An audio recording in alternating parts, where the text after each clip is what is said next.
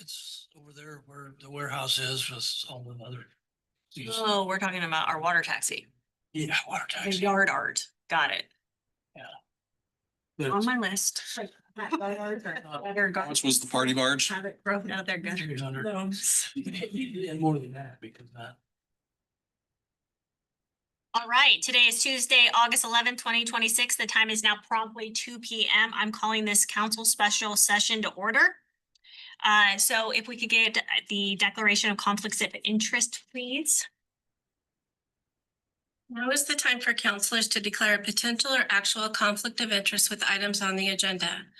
If a person has a potential conflict of interest, meaning an agenda item may have a financial benefit or detriment to them, a relative, or a business they are associated with, they must disclose that potential conflict of interest and then may participate in discussions and vote. If a person has an actual conflict of interest because an agenda item will have a financial benefit or detriment to them, a relative, or a business they are associated with, they must declare the actual conflict of interest and may not discuss or vote on the matter. One exception to this relates to Senate Bill 983, adopted in 2025, which amends ORS 244.120. It permits local public officials to participate in discussions and vote on city budgets, even if the budget includes compensation for themselves or a relative, provided they announce an actual conflict of interest at first. Would any council members like to declare a conflict of interest at this time? Okay, let's start. Councilor Sundin, can you hear us? Yes, I do not have a conflict of interest.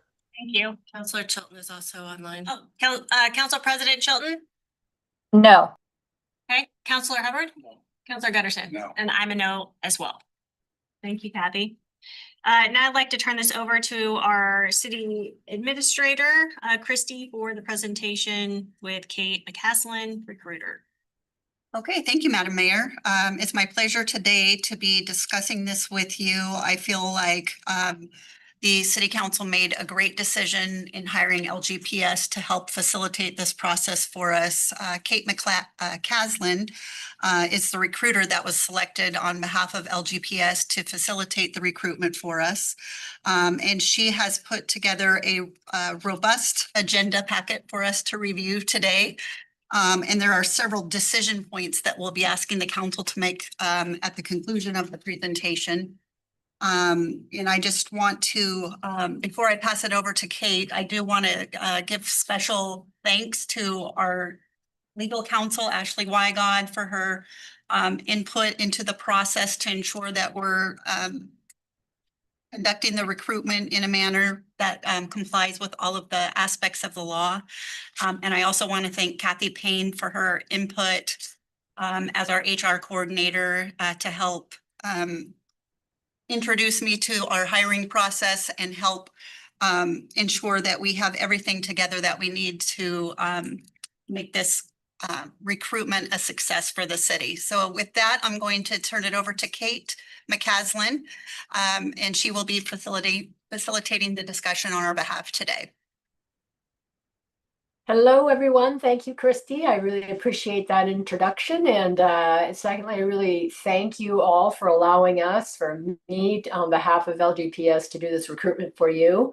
We're very excited to do it, and we're very excited to land someone who will do an awesome job for your community. So unless there are any questions, I'm just going to kind of get right to it. We have a lot to cover today. I'm going to share my screen. Of course, I always have trouble finding that darn thing.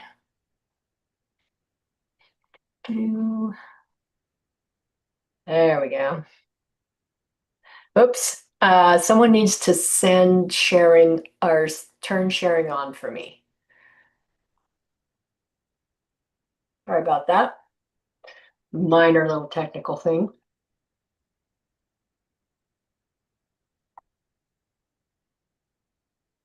Okay, so can you all see my screen now? I Yes. assume so. Kind of Someone small. say you can. Okay, I will try to make it bigger. Tell me when it is better for you. Better? Keep going. Okay, Okay. perfect. Thank you. So, the purpose of this project is really pretty clear from my standpoint. We want to recruit for the community and for you all as counselors and elected leaders, what we call an A player. And you're gonna, during this recruitment process, hear a lot about the A player. And that person is a highly qualified city administrator who's capable of leading the operations, supporting your priorities, and advancing the city's goals. So because this isn't so important, I'd elaborate on it just a little bit. Really, it's the person who has a 90% chance of achieving 90% of the outcomes that are laid out in the scorecard, which we will review a little bit later. And that's probably only about 10% of the candidates that we would recruit would be able to do this. And we're determined to find that A player. This process, by the way, is based on, I didn't make it up, it's based on a great recruitment book. I've recruited a lot during my career, either in various capacities, but last year I came upon this book called The Who by Jeff Smart and Randy Street. They're a national recruiting firm, and they have set up this process, and I have found it to be excellent. So I'm not taking credit for this A player, but in the book they say you are who you hire. If you hire the C players, the just average kind of get it done people, you will fail. And B players, you might do okay. So that's why we want to hire the A players. And in doing so, you'll set your organization up for phenomenal success. So that's who we're after. I would note, and I know that you all have this in your packet, so I'm not going to read every single thing, that this is an expedited process. We agreed at the beginning just because we need to get this done. And it means that folks who are going to be on the interview panels need to make themselves available. We're setting the dates, council and others. So we need to try to stay on schedule. And Christy is a master at doing this already. And with me, I think we will get it done. This is laid out into phases. And by the way, if you want to jump in at any time and ask a question, I'm perfectly open to that. So either that or save your questions to the end. I don't really care. But so we're in phase one right now, the part where we review and prepare and get ready for the recruitment. We're going to hopefully post, depending on the outcome today, by the 13th, which is the end of the week. The next phase is advertising, and we're going to get into these in a lot more depth in a minute. But the advertising and the recruitment, we have a variety of platforms available to us. There'll be a nationwide search. We'll target, in addition, organizations in the Western United States principally, but it will be nationwide advertising. And the target, it will be up for 3 weeks, even though we will begin interviewing, as you'll see in a moment, from the time we start getting applications.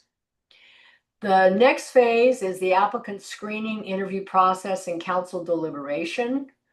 I'll be starting the recruiter interviews on, right away. And what happens is I will have a scorecard, and I call it the gate.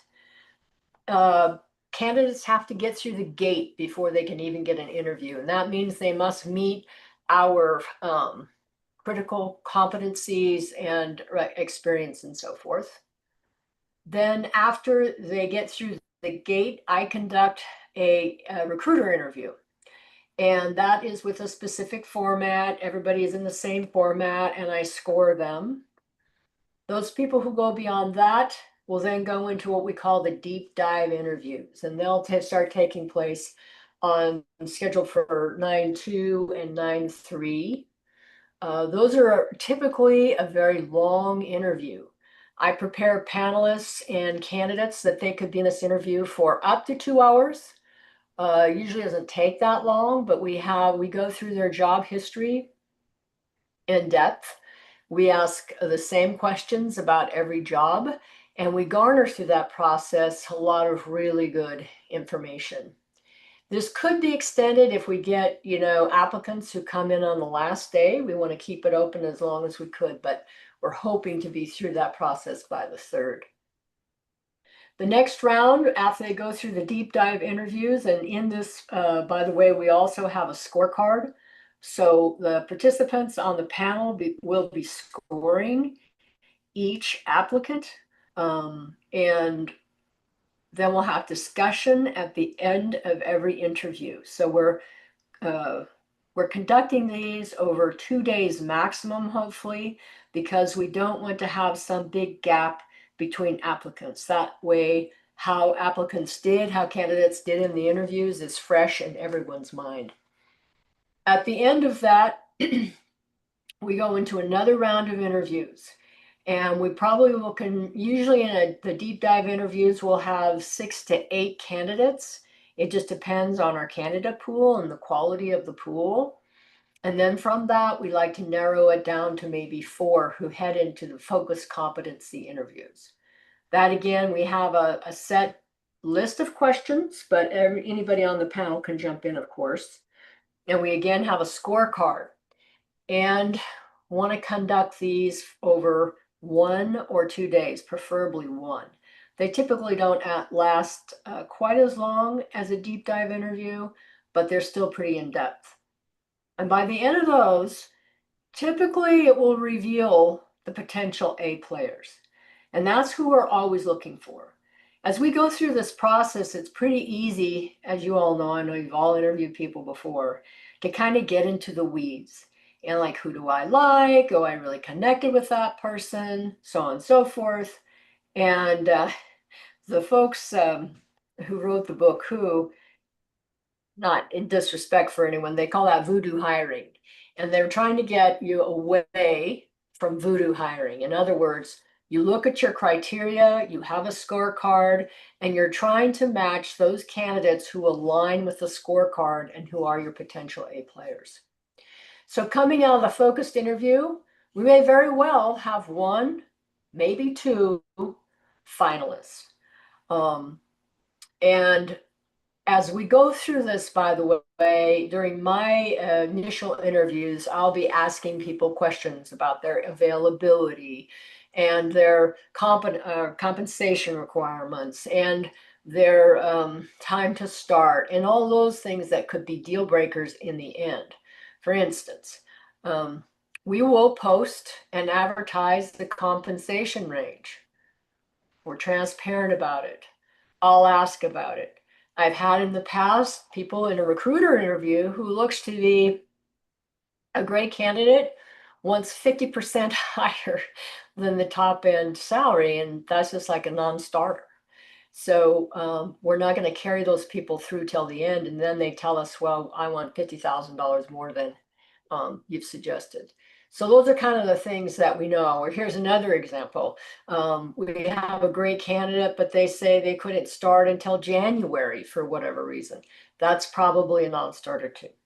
So those things will be taken care of as we go along the way. But before we actually, you, the community, pay for folks to come to that on-site interview, we're going to look at their references and we're going to do the legal background check according to your policies and law. In the reference check, it is very robust. I don't just interview people they list as their reference. As we go through the screening process, I will be taking notes about people I want to talk to. I'll probably do 6 to 7 references.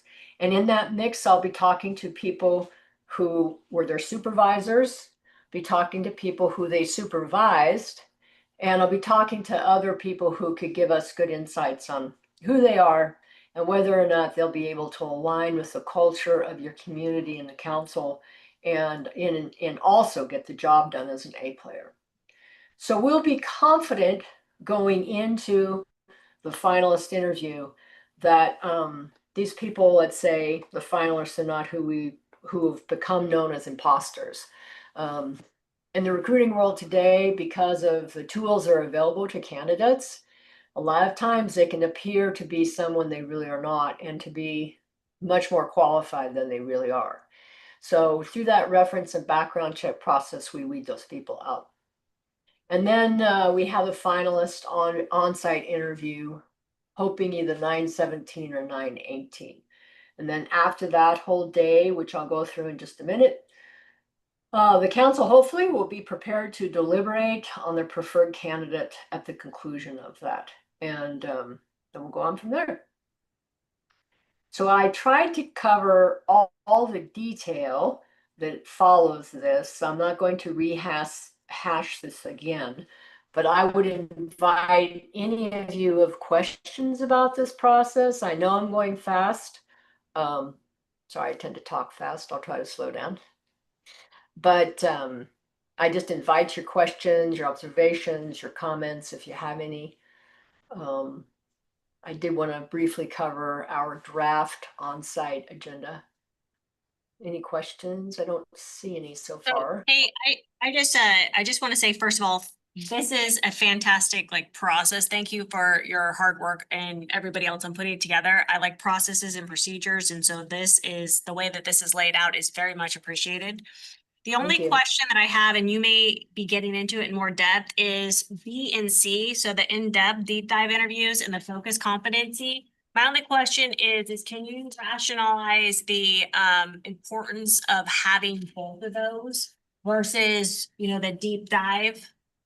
Because it adds more time. I mean, we want to be sure, but can you explain really what the minutia is for the difference of those two?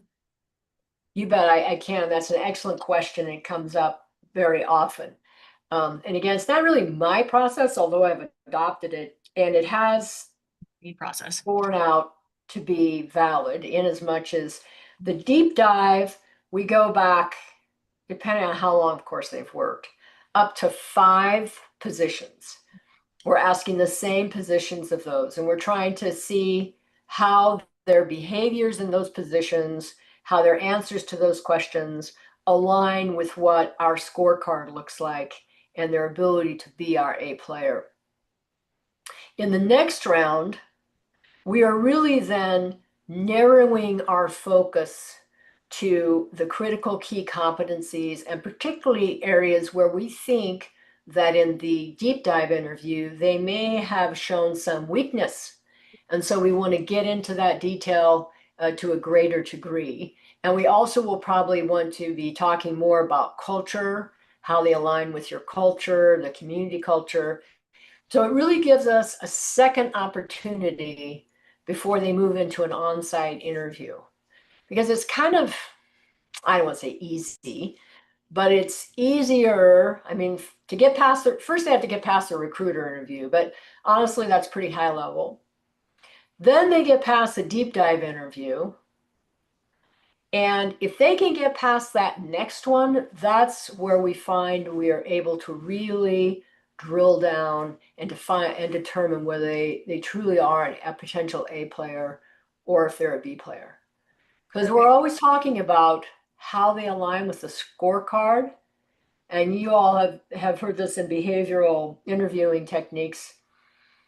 The best indicator, I worked with a guy and he's absolutely right. The best indicator of how someone is going to perform or how they're going to behave is how they have done it in the past.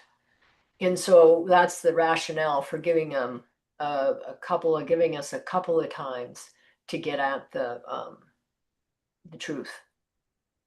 Thank you, Kate, for that explanation. Other questions? Great. Well, as they come up later, you can always get a hold of me. You can always email me or call me, whatever you'd like to do. It's on my email information. I'm going to skip through this then. They all have outcomes. Again, I know you've been given this, but I did want to talk about this very important on-site day. And in our discussion about this, we're assuming that there are 2 candidates. I hope. I mean, it would be amazing if there were 3 A+ and we just couldn't decide and we want to bring him in. Chances are there would be 2 and it might be just 1. We just never know till we start seeing what the candidate pool looks like. But in this scenario, we're looking probably at 2. It would start with a community tour at 7:30 with both candidates. And then there'd be this round robin, so to speak, from 10 to 11:30. One would be in a council interview. The other one would be with your management staff. We think that's so important always to see how candidates get along with staff because they work with the staff every single day. And then at noon, we're going to have a public stakeholder meet and greet. How does this person or these people interact with the citizens they potentially are going to serve? So important. One of our top competencies, it looks like, is the transparency and commitment to public involvement and engagement. This is a prime opportunity to look at how they actually behave in public. There'll be light refreshments or lunch during that. Then at 2:00, we're going to switch, right? Those that were in council interview would go to the staff meet and greet and vice versa. There'll be a break at 3:30. And then from 5 to 6:30, there'll be candidate presentations to council, which will be a public meeting. Candidate A, then candidate B by a coin flip. Each of those will be separate and up to 45 minutes, including Q&A. They will do a presentation on how they will achieve the scorecard outcomes and how their competencies will help them be a good cultural fit for the city and the community. Followed by council deliberations and the public meeting following. So that's what we're thinking on the day. Of course, that's subject to change ultimately, but we wanted to get that out there so everyone would give it some thought. Any questions on that? I don't think so. I don't have a question, but there is one thing I just wanted to add, Kate, in that the presentation would be in a public meeting, so the public could attend that as well. Correct. So we'd be giving two opportunities for public input, one during the noon hour when people might be taking a break for lunch, the other in the evening when they have an opportunity to hear the presentations. Correct. Thank Really you. important. Okay. Okay. I do have it on a timeline. Some people like to look at that. I'm not sure. I'll just throw it up there. If you have kind of a question, you can see that it is kind of tight. Can't probably see, but there shows there is some overlap. But really, you know, it's not that many weeks that we're doing this, and hopefully we'll have that all sort of 1, 2, 3, 4, about 7 or 8 weeks, which is pretty good for a recruitment. Okay, so if there's no questions about the actual process, I'm going to stop sharing for just a minute. And get my next. Do you want me just to go on to the job description? That'd be great. Okay. Let me get that up.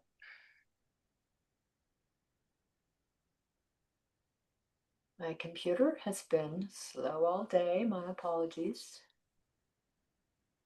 I guess it's not wild about working today. Thanks to Kathy for helping get this going as well. And share my screen.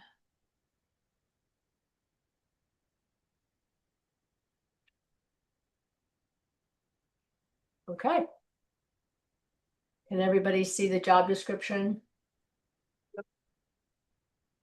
This is your formal job description format.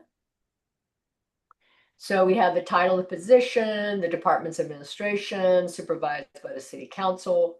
This is an exempt, not eligible for overtime position, full-time, of course, and not eligible to be represented by a union. And I'm not sure when, I think later on we're talking about the salary survey. So on the job description, we put both the current and the recommended job or compensation range. The current is 12,103.06 to 14,820.87 is step 9.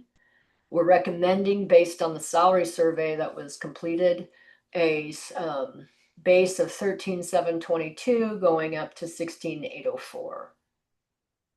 supervises department heads and all direct reports. And it was reviewed, of course, this month. Now, this is an interesting part that sometimes people question. When you look at this and when we eventually get to the scorecard, the position profile, you see that this summary is a little bit different than what we'll see on the scorecard. And this summary in the job description is intended to be what I call enduring. And I'm sure you've all given this some thought. The thing is, organizations need different kinds of leadership at different times in their history. And so we might recruit someone who, when we describe them in the leadership profile, this might be a little bit different than just this, what is in the job description. We know that what is in the position description summary is something they, regardless of city administrator for your community, is going to have to do. It probably is not going to change over the long term.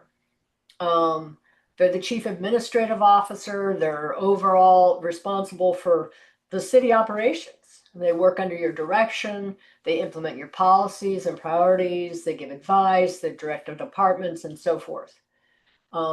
They provide excellent leadership and they advance the city's long-term financial sustainability and so forth. I would not expect this position summary to change much. And that's why it's slightly different than what we'll see on the scorecard later. Then we get into the essential responsibilities, and we have grouped these by different titles. The first, of course, is support to you, the City Council Administration, Policy Administration, and I'm not going to read every single bullet. If you have questions about them, or if you desire to change this real time, I'm happy to do that as we go. The second set is the organization itself and administration. That's really kind of the day-to-day things that they do, directing staff and the operations, making sure that your policies as elected officials translate into goals and work plans. They set performance expectations for your staff, and they provide leadership. And they coordinate, they oversee major projects and contracts. The next one more is on staff leadership and the culture, which that's really their responsibility. Providing direct supervision and indirect supervision, meaning that your managers that direct report to the city administrator then in turn make sound decisions for those folks who work with them. A big, big piece of this job, of course, is financial leadership and stewardship.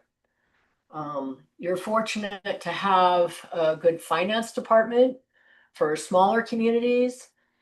You'll hear me talk about this. Sometimes I call it debits and credits. Sometimes city administrators, I mean, they are the finance department and they really need to be, they need not to be accountants, but they need to understand actual accounting procedures and know debits and credits.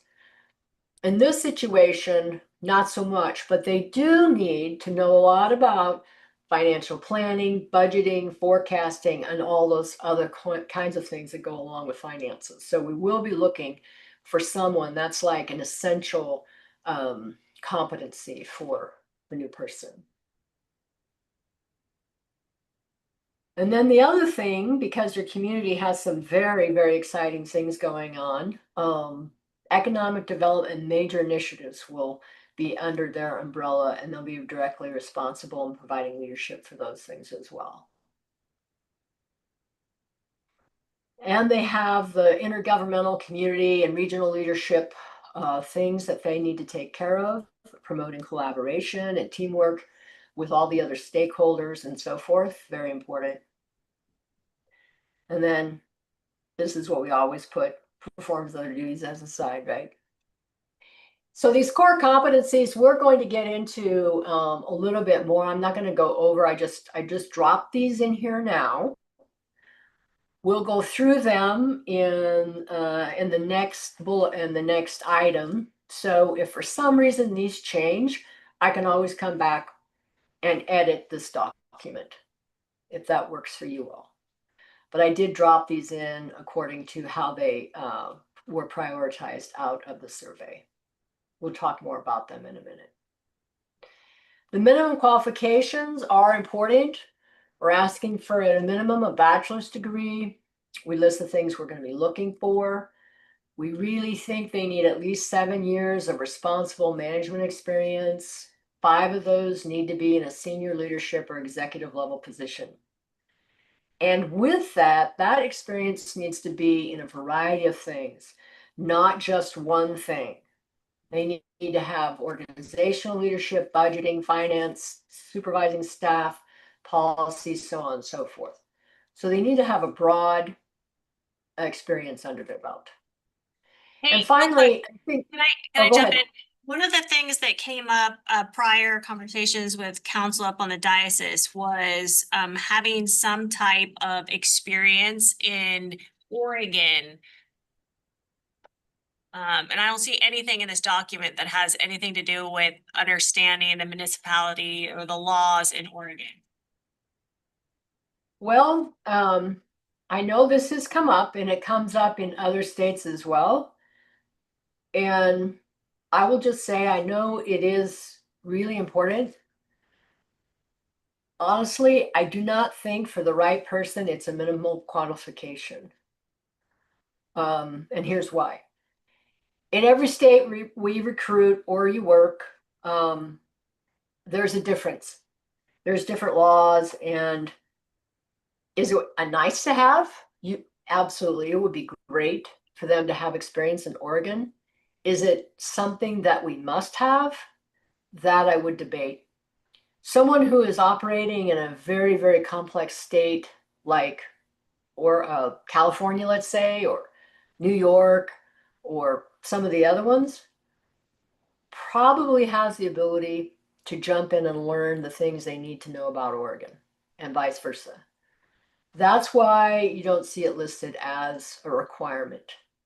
Understand, but like if we're talking about an A player that's coming in, right, we want him to hit the ground running. If we're having to learn the nuances of Oregon, that also is gonna be putting them underwater a bit. I'm sure you could agree. So maybe it's something that is like, it would be nice to have the Oregon experience, but there's nothing in here. I mean, it's very different if you're gonna take somebody from New York or somewhere else and, put them here.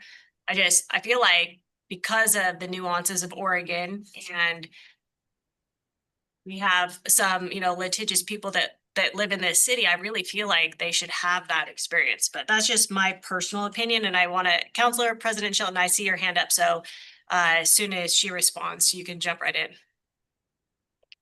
How about if we add it under the preferred education? I could see it going here as senior leadership experience in municipal government or another complex public sector organization, preferably Oregon. How about I personally would like that. But I want a consensus from council, not just me. So I'd like to hear from Councilor Sundin, Council President Chilton, what their opinion is on adding Oregon under the preferred education experience, as well as Hubbard and Councilor Gunnarsson. Councilor Sundin? That was my thoughts too, that I thought preferred would be an appropriate place for it. I don't think maybe not absolutely necessary, but it would be nice to have that experience. Council President Chilton? Yeah, I think that's a good thing to ask for as a preferred, benefit to us. Okay. Councilor Hubbard? I wouldn't want it to hold back on that. I think it needs to be open. If you want to mention it, that's fine. Preferred. But it shouldn't be a part of that. So, Anyway, anybody coming in with fresh eyes can figure Oregon out. so would you be good with that instead of the required education experience, that is just preferred? So if they have it, great. If they don't, then it's not a deal breaker. Is that good with you? Preferred, but. Okay.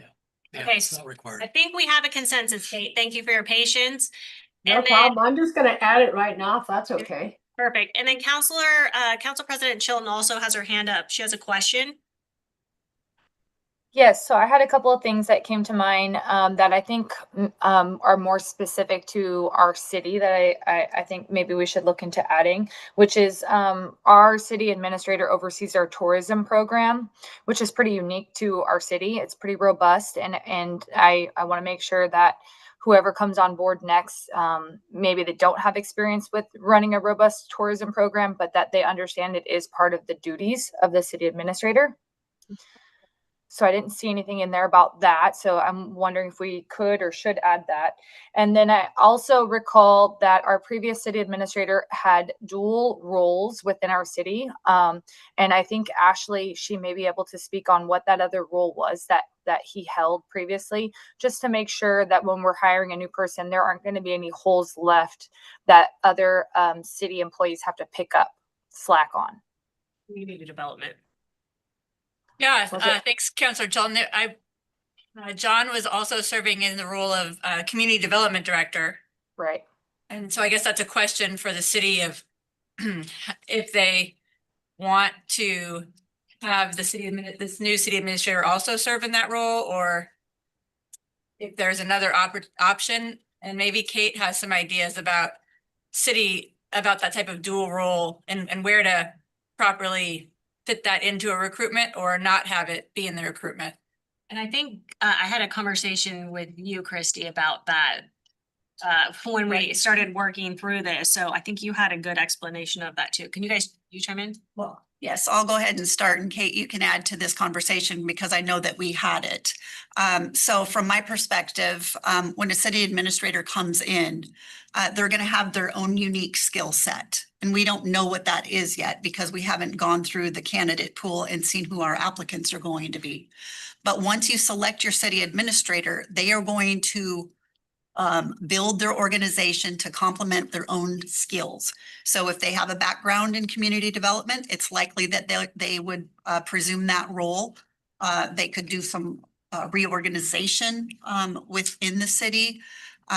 They could completely restructure everything. And so I'm hesitant to put that in as a requirement that might limit us in our applicants and their skill sets. It may be something that somebody just can't stand to do, but they can fulfill it through a contract, an existing employee, or just a restructure of the organization. Of course, it's not something that has to happen immediately, but those kinds of things are commonplace for a city administrator to fill any vacancy in a city.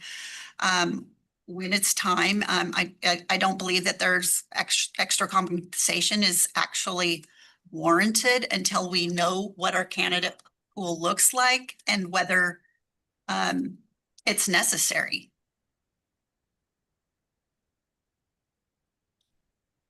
And I would agree, I would agree completely. I don't need to really add anything. Sorry, I I will couldn't say hear what you this. say. Oh, can you hear me now? Yeah, sorry, I just couldn't hear you. So go ahead again. Oh, okay. Yeah, I concur with totally with what Christy had to say. I will just make the observation, and I think it's amazing and awesome that your prior administrator was able to do that. This is a huge undertaking. This recruitment is going to be huge, just because there's so many things going on and major economic development things going on. I would hesitate to just say flat out that they have to be the serve that role. So I would just concur with Christy. That I'd like to hear from something. I'd like to hear from the rest of the council on two items. One is tourism that Council President Shelton brought up, and the other one is the community development. So Councilor Sundin, can you chime in with an opinion on both of those, please? I kind of agree with what's been said. I think just because this is the way we've done it in the past, maybe that's not necessarily the way that it will continue in the future. And once we hopefully find the right person and they get in and maybe they want to rearrange or do things differently, I think rely on their expertise and their experience. So I wouldn't put it in there that maybe there's somewhere we could mention that in the past the city administrator has fulfilled these roles, but I don't think that it should necessarily be a requirement. Okay, and then Council President Chilton, we heard from you. Do you have anything more to add to your sentiments on the tourism and community development? I think that I'm fine with the community development, like adding that later and just seeing if a new administrator comes in and kind of reconfigures things. But I do still have concerns about tourism, especially hiring someone in October. That's the middle of Halloween town. So I want to make sure that that ball does not get dropped. Okay, Councilor Hubbard. I'm with Christie. I think, anybody we hire is gonna have their own nuances of how to deal with these situations and let them have it. If we choose the right person, they're gonna handle it. I Councilor agree. 100%. So maybe one of the things that we could consider as a council is to direct our city administrator to have a mitigation plan in place so that we do have something to handle the tourism piece of it that would help Council President Chilton feel better about not having it in the documentation. Well, certainly. I think as any part of the transition process from my leadership to your new administrator is going to be a handoff of information. The current contract we have with tourism expires at the end of the year. It's can be renewed for an additional 3 years up to 2028. So we do have a current contract in place. We've already had a pre-event meeting, a pre-permit event meeting with our tourism contractor for Halloween Town to talk about the public safety issues. They need to provide us with a few more pieces of information to ensure that we have a complete application so that we can move the event forward. But those processes are already in place for this year. And it would be handling, they might be getting a lot of phone calls depending on when they come on board. But the thing to keep in mind is if we extend an offer, they may or may not be here in time for the event. Depending on their current work situation, if they have a current job, I'll have to give a 30 or 60-day notice before they come to the city. So we're continuing to work on these things and have a plan in place to ensure that there is a smooth transition. I'm going to do my best to work with our existing staff to ensure that we have mechanisms in place. We have contact numbers in case there are issues throughout the event. And so I'm feeling good about it. I know that things always come up because it's such a huge event. But I will defer to the council on if you want to put anything specific in here, because I know it is something that is, time consuming for the city and is relevant if the council so desires. Sidebar is that I didn't hear budget. We're making sure that they're in budget, right? Well, that's the only thing I didn't That's hear. the piece of it that I was kind of thinking when I brought it up, is having a point person that is handling is the point person, the go-to person for the event contractors. Because the idea of having this very expensive event contracting is that they're handling it well, but they need to have someone that they go to get permits in place, to make sure things are being approved, to make sure, the city is working with them to get their job done. And so I noticed that, like, when you came, Christy, it was kind of like you and I kind of like jumping in to like figure it out. And so I'm trying to make it more smooth the next time we have a new city administrator, so that there's not as much bumpiness. I'm on it, Council President Chilton. So would it be reasonable, Council President Chilton, if we heard, I believe, the city administrator state that there will be a plan in place, a point of contact? Are you good with that, or do you still want to have something in the document? Yeah, I mean, I think that's fine. I think it's just the idea of making sure that, whoever comes on next is fully understanding of, that we have this tourism program that they're going to have some hands-on approach with going forward. Because even after Halloween Town, it's, the 4 other events that are in their contract as well. So is that listed anywhere, Kate, in the position summary, just to touch on, even though they may not be directly being the point person, they may assign somebody else to be a point person, that there's at least an acknowledgement of that liaison or point person position? Would that potentially help Council President Chilton so that they're at least aware that we have a robust tourism program? yeah, I think that would be helpful. Yeah, I would suggest that we add a bullet right here under the economic development and major initiatives Okay, and say something like plays a key role in ensuring tourism programs. And I'm, we can wordsmith it, but remain robust and successful within budget. while being how about that? Yeah. Because you can always play a key role without actually having to do everything, Okay. right? I'm gonna go back to Council President Chilton. Are you okay with that? And I think Ashley wanted to say something as well. I was just gonna say, I think that the city administrator is directly responsible for ensuring tourism programs. So I think that they do more than play a key role. I think it's their responsibility, or they can delegate it.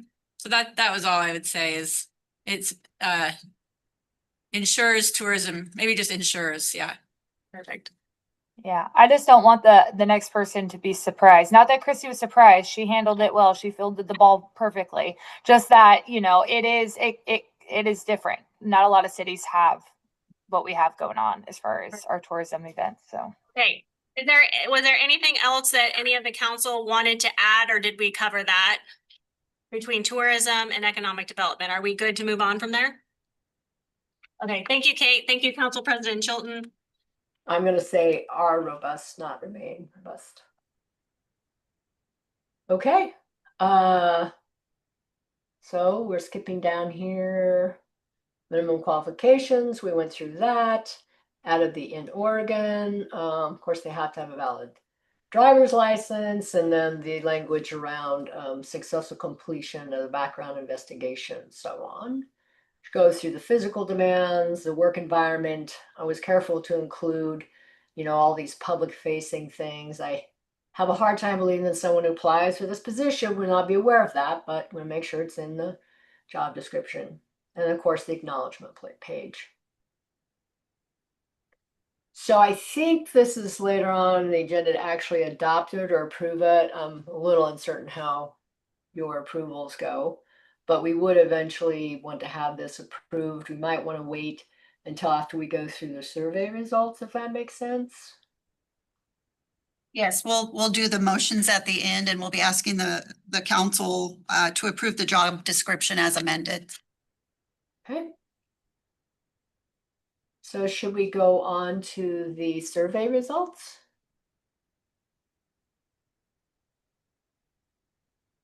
So I first wanted to thank everyone for their participation in the survey. I'm going to show my screen again.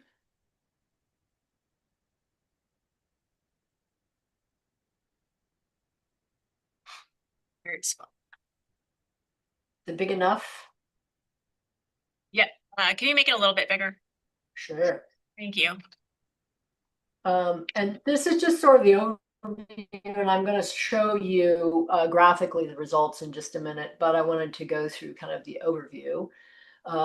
Knowing that the competency, skills, and behaviors that we expect this city administrator to, how they run their life, how they run their professional life, and how they operate, both within city and in your culture, and that he or she reflects your core values. Their survey was conducted from 7/31 through 8/5. It was put out to elected officials and department heads, totaling 13, 5 electeds, 8 staff. And I am excited to say we had 100% participation. Thank you very much. Very impressive. So what we are looking for, and I'm going to switch in just a minute, but after I go this, we're looking for those competencies that were ranked as critical or very important by a large majority of the participants. So now I'm going to switch over to this. Hopefully it can be big enough to be of value for you. So what I have here, can you see this okay now? Negative. It's a hard no. Negative? Oh, how about now? Tell me when you can see at least these competencies. Forget the chart for just a minute. Whoops. Still no? It's better. There you go. How about now? That's better. Okay. Thank you. So what this little, you're welcome. It doesn't do any good if you can't read it. So what this enables us to do is I broke these out. Here are the all the competencies that you were working on or passing your opinion on. And here's the staff responses on a percentage basis, the elected officials' responses, and then the combined average. And again, what we're looking for are what I call silver bullets. And they are those competencies where not just a little majority thinks that they're really critical or very important, but where either in this case, there were 100% thought they were a very high percentage. So I broke them out by staff electeds, as I mentioned, and then I did the combined average. And so as you can see, the electeds had this, I think, is sorted by the combined average. Yeah. But if we looked at, first staff and do there were a match, really high match on most of them. In fact, I would just observe going through the competencies, you can see that there was really a high match between both the staff and the electeds. There was only one where there was really a divergence, and it was this ability to hire and develop talent. I was a little surprised by that. 100% of the elected officials thought that was critical or very important, and only 38% of the staff identified that as critical or very important. But the good news is that was really the only place where your opinions diverged. And so that was just an observation. So how I ended up identifying these is I did to the combined average. And as you can see, the top 8 that I identified, 100% of the elected officials identified those. And so it aligns very closely, and the same thing with the staff. And those would be integrity, honesty, and ethics, financial acumen and stewardship, communication and listening, teamwork and collaboration, having a strong work ethic, that they're efficient and very productive, that they have a commitment to process and transparency, that they are a visionary, that they're resilient and decisive, and that they have a high level of emotional intelligence. That's not to say that the rest of these are unimportant, because they are all important. But we're not going to list the whole 15. We want to list the top ones, and I think these are, they really are great. It's something I can go forward with. When we look at where to cut them off, I would just add this. In looking at a survey, you can see these survey results, and what I look for is a break, where there's a big break between, and this is where they broke. 88% combined, then it drops to 78 on the next one. So that's where that natural break occurred, and why I kind of cut it off at high emotional intelligence, if that makes sense. Any questions? And then graphically, which I know it's harder to see, but I can always send this over if you'd like to see it. This is how it graphs, harder to see, but the gray is the combined, and I have to remember to say the electeds are orange and the staff is blue. So we have really strong, which not surprisingly, on having a lot of integrity, being honest, and ethics, and then the financial acumen and stewardship, which we touched on earlier. Kate, were you able to extrapolate anything from the written responses? Oh, I'm sorry, I don't have that. There was nothing really that I can get that to you, the verbatim responses. There was nothing. Leadership was mentioned, but really all these are kind of combined into the leader that we're looking for.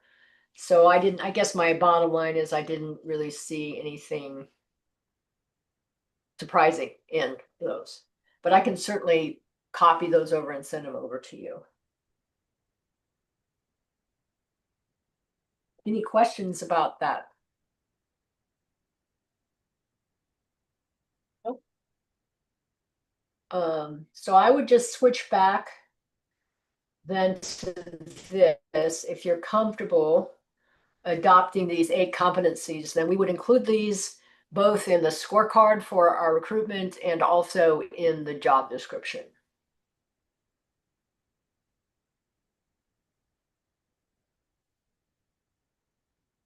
Any other questions or comments? I think we're good. Good. Okay, I'll move on then to, sorry to stop but as I switch, it makes it a little easier. Let's see, the next thing is the salary survey. And Christy, did you want me to cover that, or were you gonna cover that, or Kathy? It doesn't matter to me. Go ahead and then I'll fill in if there's anything else I think the council Okay. needs to be aware of. I'm just getting this up. Give me 1 second. So in front of you, council, is expanded information on the salary report that was received today from LGPS. And the additional data that was provided shows the total cost of compensation in comparison to other communities. And this information will be helpful as we move through with the negotiation process for your successful candidate. So the core information that's provided in your packet remains the same. There's just additional data that'll be helpful moving forward. So just to understand what the differences are in the 2 documents that you have. One of the questions I have pertaining to this, and I'm sorry because I don't have any nomenclature in front of me to like cite, but I know that it kept coming up a lot in the public that our city administrator was one of like the top earning at whatever rate. I think it was like, I don't know if it was like 178, 173, I can't recall right now, but in Oregon. And so I'm kind of curious on, I didn't, it was that page where we're at compared to the rest of Oregon, since there was already such scrutiny on the pay already.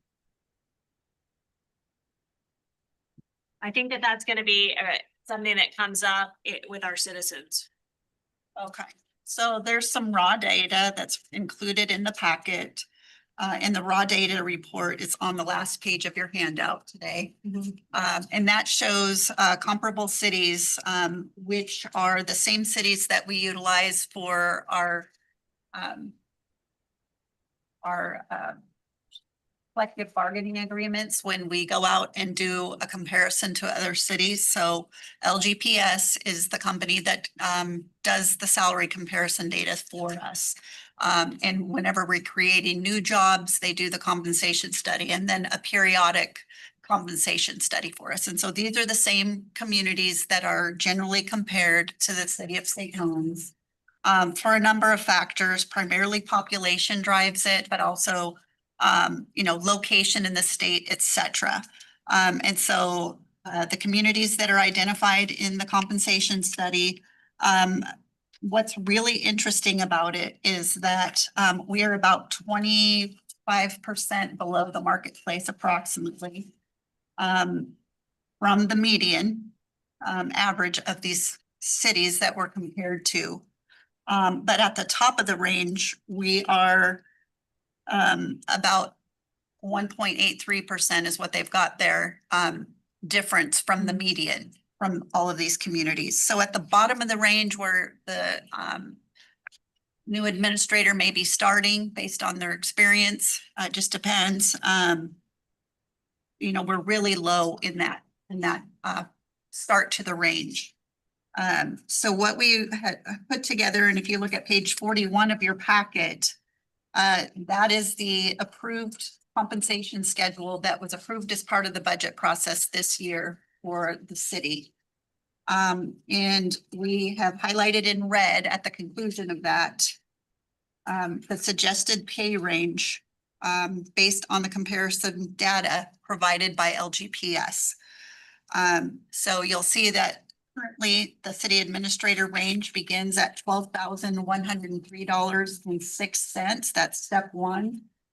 The proposed beginning start of the range would be $13,722.08. And then at the top of the scale, it's a 9-step system. The top of the scale currently is $14,820.87. And the proposal is to increase that to $16,804.03.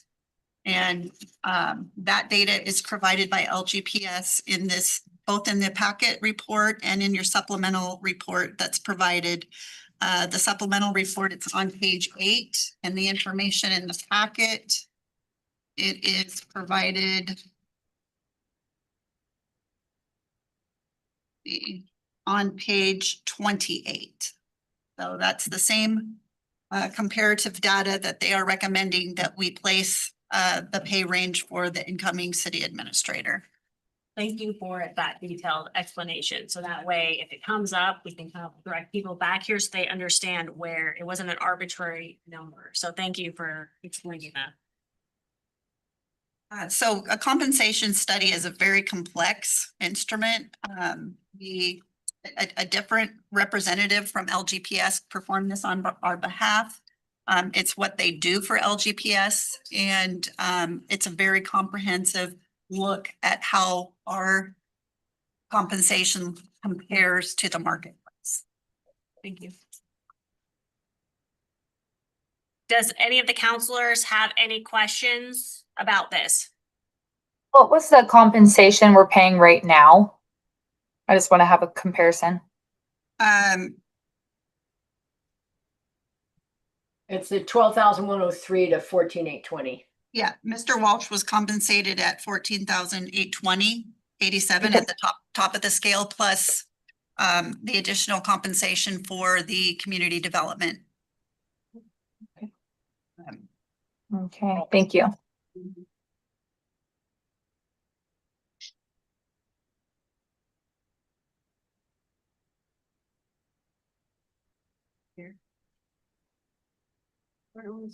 No, I know that. Where's the community development?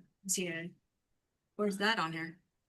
Oh, it was a 5% stipend. Can you make sure that we're clear on that? As Council President Chilton, he was, because I don't see it on here, it's a 5%. Step 4. Oh, he was at the top step of the range. He had been here for several years, so he was at the top step. Okay. My question was, how much was the additional payment or salary for the community development? And Christy replied that it was 5%.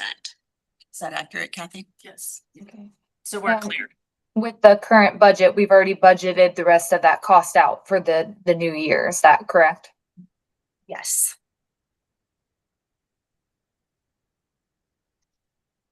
Counselor Sundin, did you have any questions? I don't. Counselor Hubbard? You gotta offer money if you're gonna get a good person. No. Okay. Looks like we don't have any more questions on the salary survey. Okay. The next item then we have is the reviewing the hiring standards, and I don't know if council wanted to handle this, or I can just pull it up. For the benefit of the council, it's on page 36 of your packet. I'm pulling it up right now. Just my very slow computer. Oh, we got it in there twice. It's also on page 31 of your packet.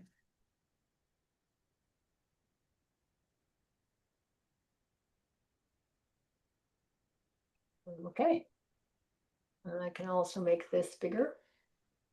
This is the exhibit A, correct? Yes. So we need to update this one to reflect the amendment changes we already did, right? Under preferred and to add Oregon experience under. Yes. Okay. I will do that. Yeah, could we get you to do that now, Kate, so that they can vote on this when we get Yeah, to the hopefully this- resolution? Yes, I have this in a PDF, not a Word doc, but I think I can do it right here. Hang on.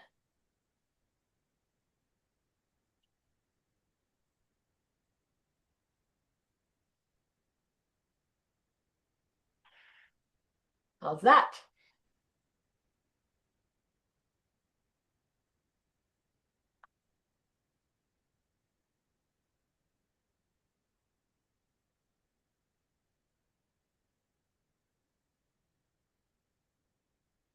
Anything else?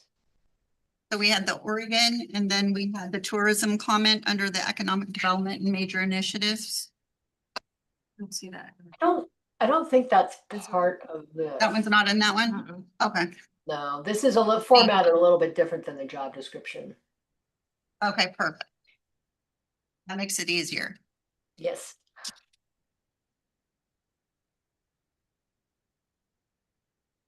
It's pretty comprehensive. And then the recruitment process is important. The technicalities.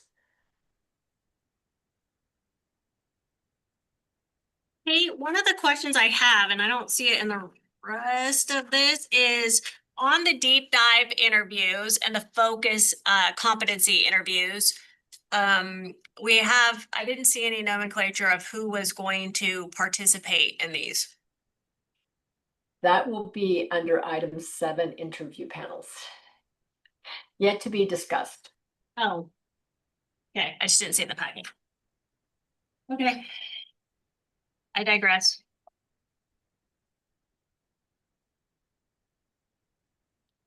Anything else on this item?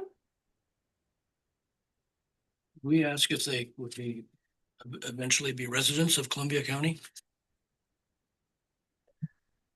Now, my understanding is you do not have a residency requirement in your ordinance. Is that correct, Kathy? Yeah, that's correct. So that it's not in the ordinance, but you can always. I mean, I can't imagine having someone who wouldn't want to be a resident, but not quite sure how you want to handle that. If you want to make that a requirement. That become a resident of your county. I personally don't think so, but that's just me. I mean, we live so close to the Washington border. You know what I mean? 20 minutes up the road.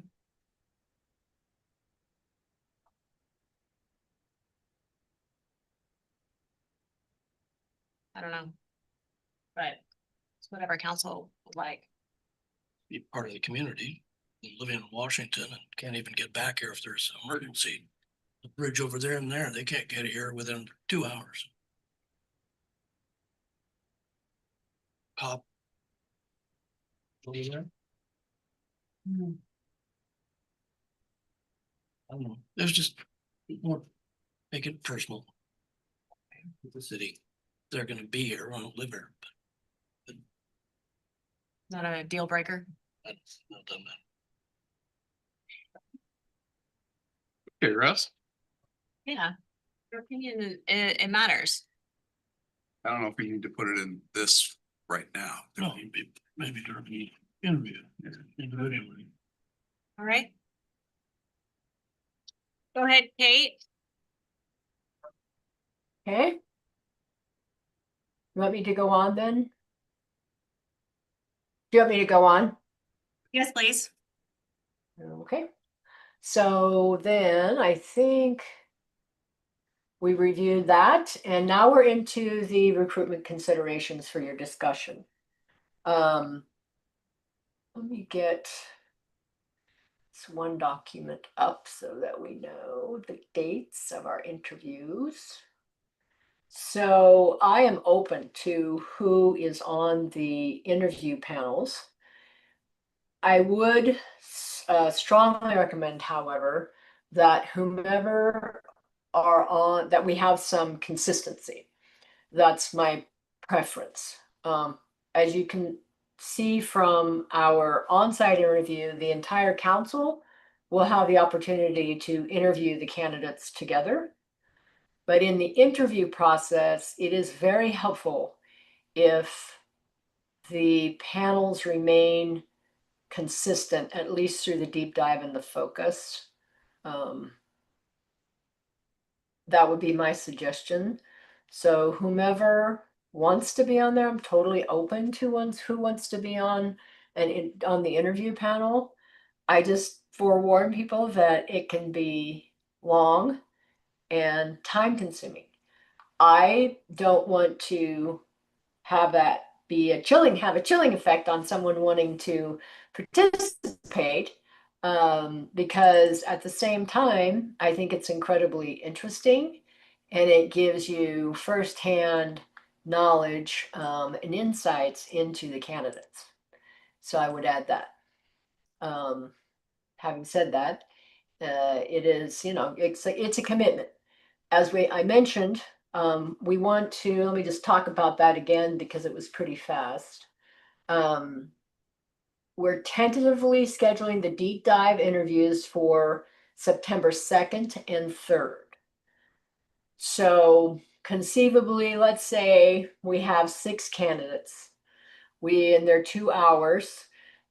You would basically need to give up 2 days. Or a day and a half, depending on how many we end up having. I schedule 2 hours, usually it doesn't go 2 hours. Usually it goes an hour and a half. Then we have a half-hour discussion. There's a matrix that people fill out on their own, and then we use it for discussion purposes about the candidate. And then we consolidate this time frame so that the candidates and their interviews are fresh in our minds. So those are the first 2, the in-depth deep dive on the 2nd and the 3rd. And then just a week later, we'd have the focus competency interviews on the 9th and the 10th. Might just be on one of those days if we can get them all in. If we have, let's say, 4 candidates, honestly, I try to get those in one day. And this is another thing I ask candidates in the recruiter interviews, these are the days we're considering. You might, would you be available if you're chosen to move on? Mark your calendar, sort of a thing. Hey, are these, and I might have missed it, I apologize, are both of the deep dives and the focus, are they in executive session? The interviews with those candidates, like can they apply with confidentiality in executive session? So my understanding is that the focused or the deep dive and the focused interviews are with 1 or 2 council members and Kate, and I'm not sure who else, I'm not sure if Christy is participating, but they are not a quorum of city council. So they are not an executive session, but they are a closed meeting. Okay. Not open to the public. If council decided that this being an important position, the city administrator, then could the council do these under executive session if there was a quorum? Because like everybody can decide, each counselor, I feel like this is such an important role, and council up here, whether we have differing opinions or not, we're a united front, and it feels to me that we should all be a part of it if our schedules permitted, so that you don't just have 1 or 2 people. Like this is somebody that we have to work very closely with. So if in fact, then can it be done under executive session? The way that the recruitment is structured, yes, there can be executive session interviews of these candidates. Okay. And would those candidates be, the second piece of that, Ashley, would they be able, can candidates submit their applications with confidentiality? Because some people, are like looking for other jobs. They don't want maybe their employer to know. Do they submit them with confidentiality? Or can they? They can submit applications in confidence that are exempt from public records in certain circumstances. So that can be a part of the application and make sure that they have the ability to request that their application remain confidential. Yeah, and that was one of the things that came up because we might have qualified candidates that would be hesitant, for obvious reasons, to put their name in the hat, right? Because if it wasn't in confidence. Okay, We do have a requirement under the law to disclose the names of the finalists right. on the record. Yeah, that makes sense. So I'd like to understand from the rest of the council if in fact they would like to be a part of the interview processes. Or process with the dates. Counselor Sundin? I would be okay as long as the council had the opportunity to interview the finalists. Just speaking for me personally, that first beginning of September is kind of my busiest part of the year. And I don't know that personally I would be able to devote the time to doing those deep dive interviews. But like I say, I would be happy with the opportunity to have the entire council interview the finalists. Okay. Council President Chilton, can you weigh in? Yeah, I agree. I have been through a pretty well put together interview process before for our library director and some, police officers and some other things. So I know how the process goes. I realize the city administrator is a different role and, even more important than those roles. But I do believe that I'm okay with waiting until it comes to the council and then kind of getting my time then to ask the questions and go through each candidate thoroughly. I also have a full-time job. So during the day, I am, stuck at my job most of the time. So my schedule is not as flexible, unfortunately. Counselor Hubbard, would you like to participate? Okay, no participation in the, okay, Just in the finals. just the finals. Counselor Gunderson? Whatever you guys want me to do. I wouldn't mind participating if there's gonna be two of us. I'll do it or we can not do it. Well, there should be two of us, so it looks like we're the last two, it appears. So Kinda it's seems be that. myself or I'm gonna have another council member. What's the point, Russ? We're either gonna have two or three, so that's where it comes down to. Either we're gonna have a quorum and we have to do executive session, or we're down to two people. I can be available, I can make myself available to Just participate. Mark and Jennifer do it. Come again? Mark and Jennifer. All right. Everybody good with that? Sounds like it? All right, there we go. Thank you, Council President Chilton. Okay, so that gives us, so we don't need to have an executive session. And there's two of us that will participate. Okay, I think there's gonna be an opportunity at the end of this session to vote and make motions for those matters. So who's gonna participate, which counselors are delegated to participate in the deep dive and the focus? And then, At least we got it sorted out though. yeah, no, Okay. that's very. All right. So we have that. Moving on. The interview dates we just talked about, and they're in your packet. So Counselor Gunderson and Mayor, I would ask you just to put those on your calendar now. We'll know a lot more if we start advertising what our candidate pool looks like. And I believe, Christy, you intended to participate, right? That's up to the council. I would like her to participate if she is able with her schedule managing organized chaos. But Counselor Sundin, can we start with you? Would you like interim city administrator Christy to participate if she's available? I would. I think, Christy, you've done this many times before, and I think your experience would be valuable. Council President Chilton? I agree. As long as she has the capacity to, I think it would be helpful. Counselor Hubbard? I prefer it. Okay. Counselor Gibson? Preferred as well. And I would prefer it as well if your schedule permits. Okay. Moving on. Perfect. And Christy, did you want to cover the travel expense item in the presentation of offer negotiations? Sure. So coming up on your agenda for August 19th, we'll be putting a proposal forward for a transfer resolution, which will be to cover potential costs related to the recruitment to ensure we have adequate appropriation for the cost that we are going to incur So one of the decision points we need from you today so that we can accomplish that resolution at our next meeting is to talk about the travel expenses. And when we get down to the final interviews, those will be held in person. And if we have one or two candidates, say we have two, we could even have three, but if we have two, the question for the council is if we have out-of-state travel, someone needs to fly here from wherever they're coming from. If the council is amenable to paying for their flight or mileage costs if they're in Oregon, and how much that might be. And then beyond the candidate, if you are willing to cover the cost for a significant other to also attend. Different cities have done it in different ways. My recommendation would to at least be able to offer a travel reimbursement of some sort. You could cap it off at say $1,000 or $500 per candidate. And they have to figure out how to get here. They've got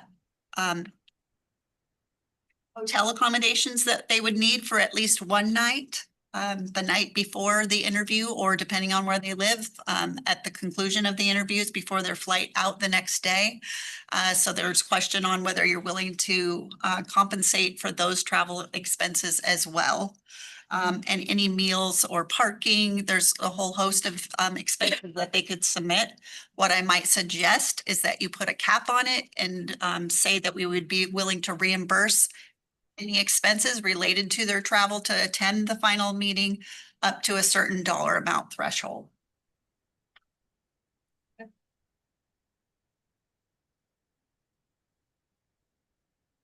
And do we have that as a motion on here later? I don't think so. Other business. Okay. How? And certainly you can give me directive. I've got authority to incur those expenses, but I would like to hear from the council if there is a cap that you would like me to consider. I do think it's important that if they have a significant other, that they are able to come out, because working in an environment where people travel all over the place, it's generally not going to work if you relocate somewhere and your significant other does not like where you live, right? I think that that is an important thing to vet out before you start investing more time and effort. So whatever we do, I think that that should be encouraged. My question be, is there a standard, like where people? There's not really a standard. I've done this so many times and every council has a different idea. I've seen it capped at $500. I've seen it capped at $1,000. I've seen just for the candidate. I've seen for the candidate and spouse any expenses, and there's no cap. So there is really no recommendation other than I would just say, let's put a cap on it. And that way staff has some direction on where you want us to go. You know, it could be $1,500, and I think that would be adequate to get a couple of flights out here in a hotel accommodation in the area. And we're talking likely 2 candidates. It could be 1 or it could be 3, but The 1,500 seems reasonable to me. Somebody's coming that far. It may not be used, right? it may not be used. Yeah. And I've seen candidates decline to accept any compensation for their travel too. So Counselor Sundin, how do you feel about a cap for 1,500? I think that's appropriate. I'd like to kind of see what the going rate is, I guess, but yeah. And initially I was leaning just to the opposite of what you were thinking, Mayor. I'm leaning more towards just the individual, but I guess if we cap it, if they decide to bring their significant other and pay whatever expenses they have, that's, I guess, fine with me. I think that you might have missed that Christy had mentioned there is no standard. So that's what we're trying to come up with, our own standard currently. Yeah, I'm talking just travel rates and gas and all that kind of stuff, but I don't know, 1,500 seems, by the time you're talking hotel room and rental car and plane ticket, 1,500 probably doesn't get you too far anymore. Council President Chilton? I think a $1,500 cap is reasonable. I think someone could make that work if they really wanted to. Counselor Hubbard? Cheap, I say 500. I think someone looking for a job like this job, gotta have a little skin in the game, put out a little bit, two ways. Interesting, okay. That's a good perspective. Counselor Gunderson? I agree with both. I mean, Yeah. like There you go. 750. 750. I think you have a very valid point. Counselor And Hubbard, if they are not a paid vacation, right? paid vacation, and also if they want to bring their spouse, it's up to them. They get a chunk of money for coming out. I don't know, I'm actually, I feel like I'm changing my mindset on your comment. So I feel like I'm not necessarily in favor of the 1,500 anymore. I think that they should have some skin in the game. I mean, I've done a lot of interviewing and you're right. I mean, we fly people out and they just have a nice little vacation and maybe, I mean, hopefully that's not the intent, but I do like a little bit of skin in the game. Drive them around town all they want. You can drive them around town, just kidding. Chauffeur Hubbard. Uber. I think that would be, if the council desires to change the dollar amount, I think that would be a nice virtue signal to our staff that you are watching our budget and care about the money that we're spending in light of the current staffing situation and the financial difficulties we're enduring right now. So what number shall we propose? Are we going with what about a compromise, 750? 750 works for me. Counselor Sundin, are you good with 750? That works for me. Council President Chilton? Sure. Counselor Hubbard, you're the one that's, well, it's not 500. She's Can got you 500. compromise? 500, I don't know, no. Can you compromise? 750? Compromise. Okay, Counselor Gunderson? Yes. Okay, and I would be good with 750 as well. All right. Looks like we got that sorted out. Okay, And then the final item we have on the agenda, Madam Mayor, is the presentation of the offer and the negotiations. We'd like to hear from the council when we get to the final candidate, who you would like to negotiate the final contract terms with. If you have a representative such as our city attorney, which would be the staff recommendation. And on that note, I think that that is also a topic that can be discussed and decided upon later in the process. So as you go through this process and the people participate in the interviews, you can then also delegate someone to make the final negotiations. Because you're going to have an executive session where you're going to decide on your final candidate. And at that time, you could make a decision that you delegate somebody to negotiate the final compensation. okay. Any questions on that? So the price on the advertisement is a suggestion. Versman. Well, I mean, on the fee, on the amount, the dollar amount. The travel expenses? No, just The the. salary? The compensation. It's a range, so it depends on their qualifications. Yeah, that will be negotiated. That'll be negotiated, so it's all, okay. All right, anything more on that or questions for Kate before we move into public comments? Kate, do you have anything else before we move into public comments? No, thanks. Thank you for Okay. taking us through this. It's very well done and organized. Thank Very you. much appreciated. All right, so now's the time for visitor comments. The visitor comment period is an essential part of local government meetings. Please address your comments to the mayor and the council members. The city council will take all input into consideration. Please limit your share to 3 minutes or less. And observant for Oregon open meeting laws, this isn't a dialogue, but rather a time for us to listen to you. Responses to visitor comment, if needed, will be published in the next city council regular session packet. Please provide contact information in the sign-in sheet at the back of the room. And with that, we'll take our first visitor comment, and if you will come up and state your name for the record.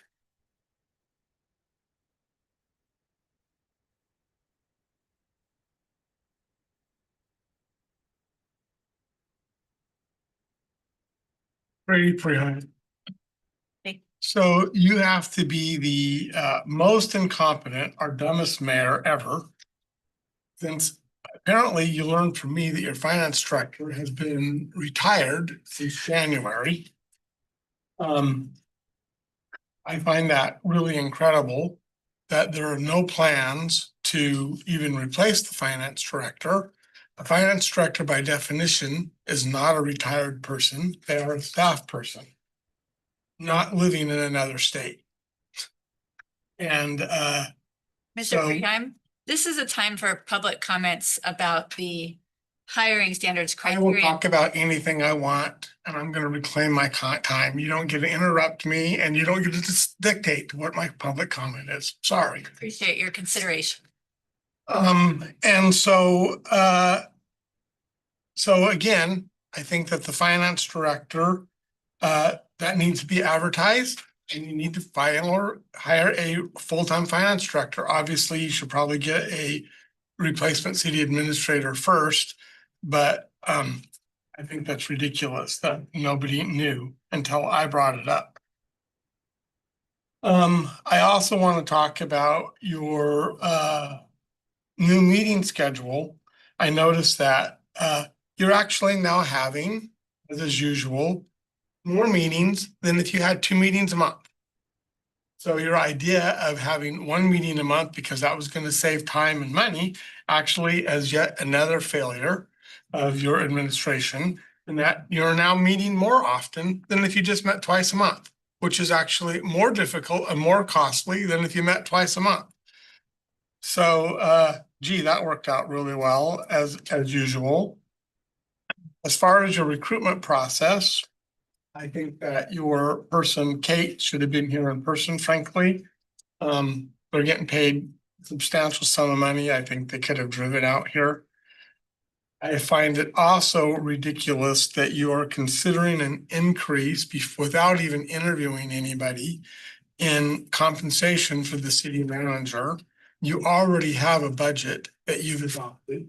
So what are you going to cut to increase the city manager? Who are you going to cut to increase his salary? Can it close the library for another day? Can it close the rec center for another day? What are you going to cut?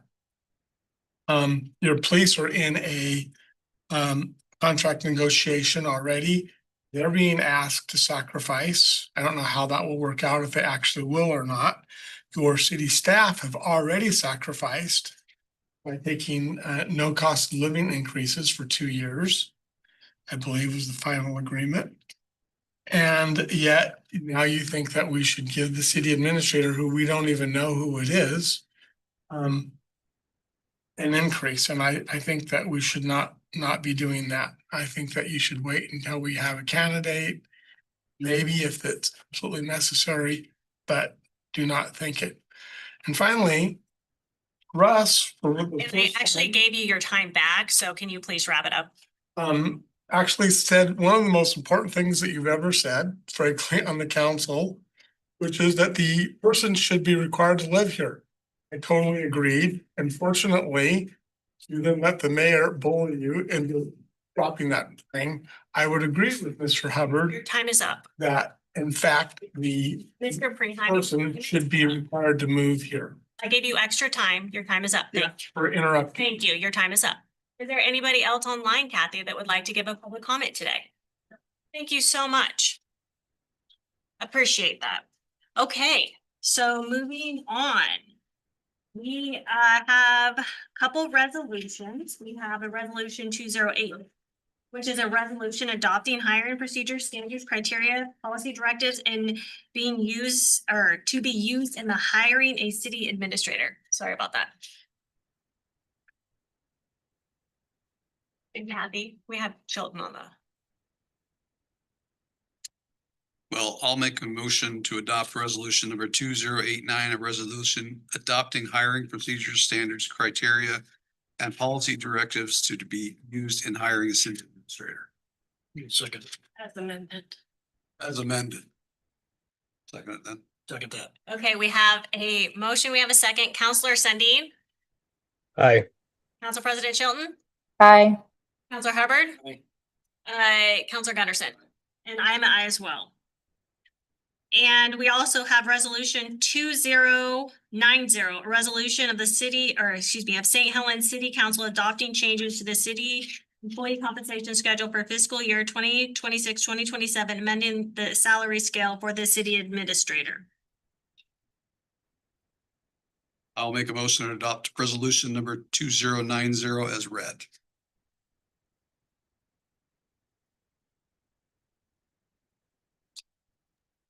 Second for discussion. Okay, so we have a motion, we have a second, and we're gonna have some discussion. Council President Chilton, go ahead. I do not believe that we are in a position right now to up the salary even for the recommended. I think we need to stay at the minimum. And that's where I'm at with it.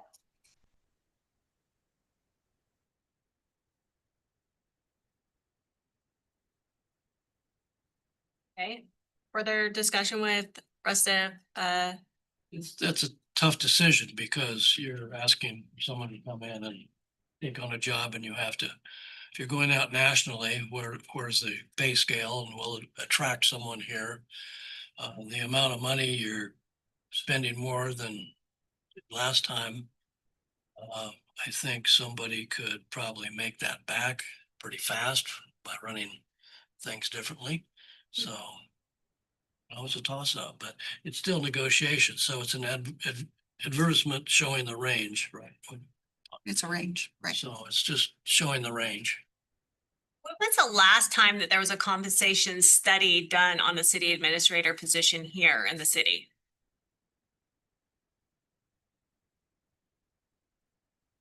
I want to say it was in 2010 when we did the non-reps. So, wow, okay, maybe 6 years ago. Okay, so if there's a continuity and consistency of how we deal with our positions and the salary range, what does that look like if we don't adhere to that? Christy, do you have any input there? Like, I think we all agree with Council President Chilton that we need to be financially responsible. My question is the continuity and consistency if this is the process that we use for the wage, and we haven't done this since 2010. Well, certainly anytime there's a change in your leadership is the time to be looking at the compensation because you want to attract the most quality candidates that you can. Of course, you're balancing that with the financial situation of the city right now. So I can certainly appreciate the concerns if we change the salary schedule. One of the things to keep in mind is that the offer doesn't have to be made at the top of the scale. In order to attract quality candidates, given the complexities that the city is facing right now, I think it would be a wise investment to attract a more experienced candidate pool. And the way to do that is through compensation. The one thing to keep in mind is that the council or whoever's negotiating the deal can also offer other benefits that may not be actual compensation, such as time off, which may actually be very difficult to do in your first year as a new city administrator here. You could offer other compensation such as retirement enhancements and come in at a lower range. Question, if this position gonna be a contract, we're gonna issue a contract, right? Yes. Okay, so is there an opportunity to kind of make a win out of this? So it's a contract with, maybe we start on the negotiations on the lower side, but it's like after, X amount of months and then, there can be an increase Yes. on the step. What about something like that, Council President Chilton? Well, I was also just thinking that we could also start at where we're at right now with knowing this is what we can afford and this is what we have, this is where we want to be and we want to try to stay within this. And if we don't get good candidates, we can do this again. I think that that's a conservative approach and that's the position I believe that we should start with.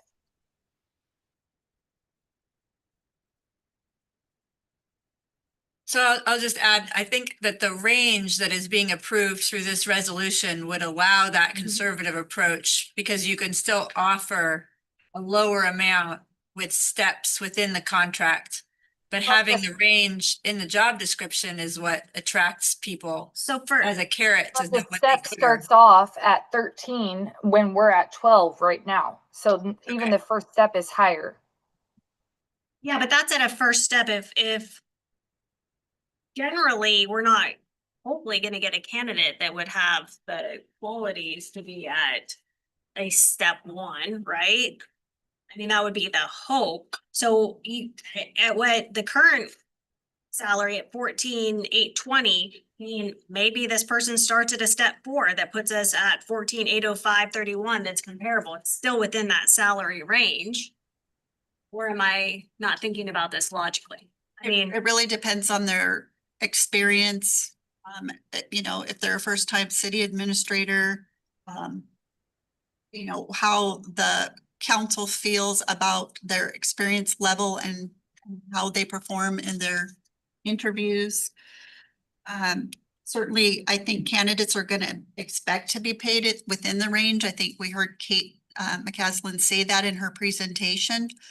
Where they land is part of the negotiations, and I think it's really helpful to have this conversation because this is really the only place that the council can discuss compensation. You cannot discuss it in an executive session. It has to be discussed in an open session. So having this conversation early on really helps the negotiating person determine where the council feels about the compensation levels to whatever candidate you desire to offer the position to.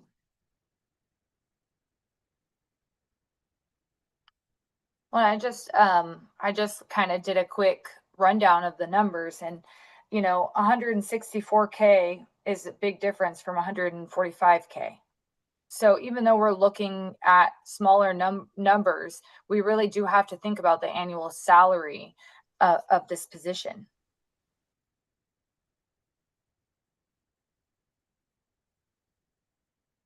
My big concern for the council to consider is that for the minimum, sorry. at the low end of the range, we're about, well, it's 24.53% below the median in the percentage difference.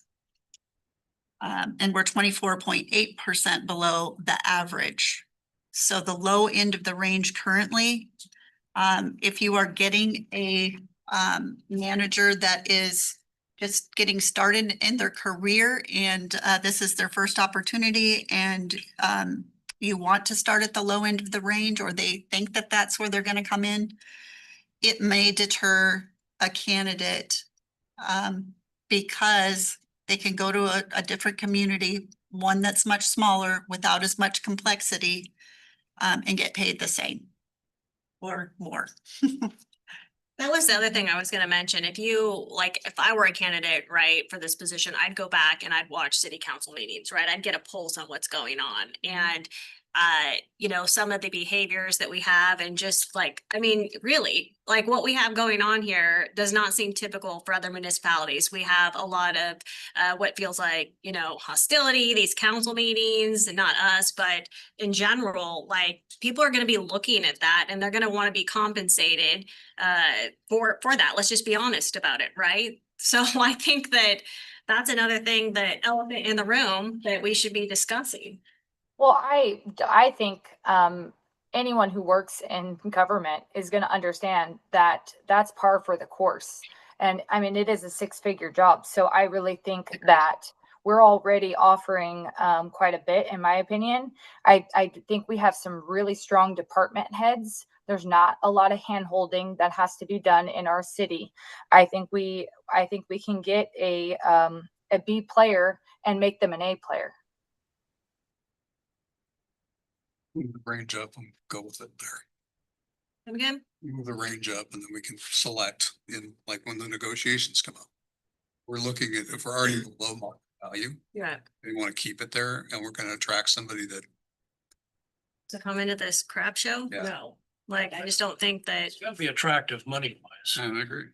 Yeah, if there's the right person and we get the right person by making the right decision, save that much money in attorney. Yeah, that's what I was gonna say, like walking, that's what comes back in my head, that term, walking over dollars to pick up dimes, right? If we have somebody that can come in and has that financial acumen and really puts the city, on a different trajectory, I think we're gonna have that cost savings potentially already. I don't know. I think that this is such a vitally important position. Just want to correct the record. It was 2020, not 2010. Oh, 2020. Thank you, Kathy. I appreciate that. I love accurate information. I appreciate it. So we need a motion. We have a motion. I wanna hear from Counselor Sundin as well, because I think we should all weigh in on this. Because, Council President Chilton has some valid points. And I share some of the same concerns. I think this is one of those situations where you're going to get what you pay for. And like we've talked about with the complexities and all of the stuff that we have going on and the stuff hopefully coming online in the near future. I think we're going to want somebody that's experienced and that's going to be worth their weight in gold. So, but still, we've got to find a way to pay for it is my concern. So I would be okay with approving a range at this point. And then, like you say, depending on the candidates that we get and their level of experience, I think that would be important for me to determine what we would offer them.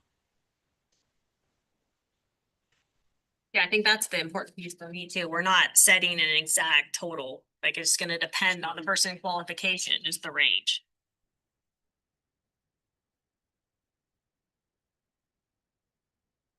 Okay, do we have any more discussion? Council President Chilton, do you have anything else that you want to add for consideration? No. Okay. All right, well, we have a motion and we have a second. Counselor Sundin, Aye. Council President Chilton, Nay. Counselor Hubbard, Counselor Gunderson. Aye. And I'm an aye as well. Okay. So then, really good. Yep. We have approved the prescribed process and timeline of the recruitment process. I don't think we had anything amended. No. We're just looking for a motion from the council approving the prescribed process and timeline.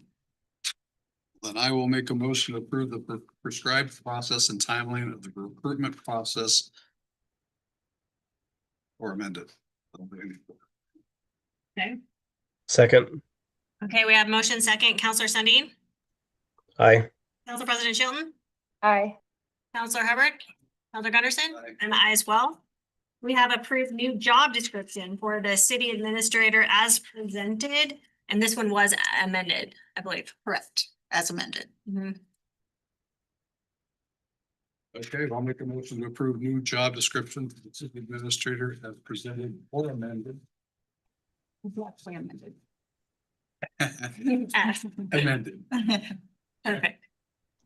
Hubbard, did you Second. second? Oh, wait, we have second. Okay, Gunderson, motion, Sundin, second it. So we have motion second, Counselor Sundin, Aye. Council President Chilton, Aye. Counselor Hubbard, Aye. Counselor Gunderson. Aye. I'm an aye as well. Prudent. We have a direct staff on any furlough status changes for the city administrator. We did not talk about this. No, we didn't. It was my understanding that Mr. Walsh was also on furlough as your city administrator. And so we need some direction from the council advising us whether this position will be placed on furlough. From my perspective and initial analysis of the work that needs to be done, I think it's going to be very difficult for an incoming administrator. But also, they set the tone for the entire organization and we're asking our staff to be on furlough. So we are looking for direction from the city council to advise us if the city administrator position will be on furlough. So that we can communicate that in the discussions with the potential candidates. Okay. Discussion. Counselor Sundin or Council President Chilton? I think that we should continue to follow the furloughs. I believe that it, it honors what the rest of the staff are doing. And I think that's where we should be at going forward. Counselor Sundin? I tend to agree with that. Counselor Hubbard? I think they need to hit the ground running. They need all the time they get, so they'll be busy. Counselor Gunderson?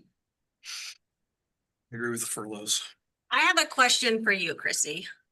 You're here, you've been here for, gosh, I don't even know now. My days are blurring together. How many weeks have you been here? A little over a month. Okay, a little over a month.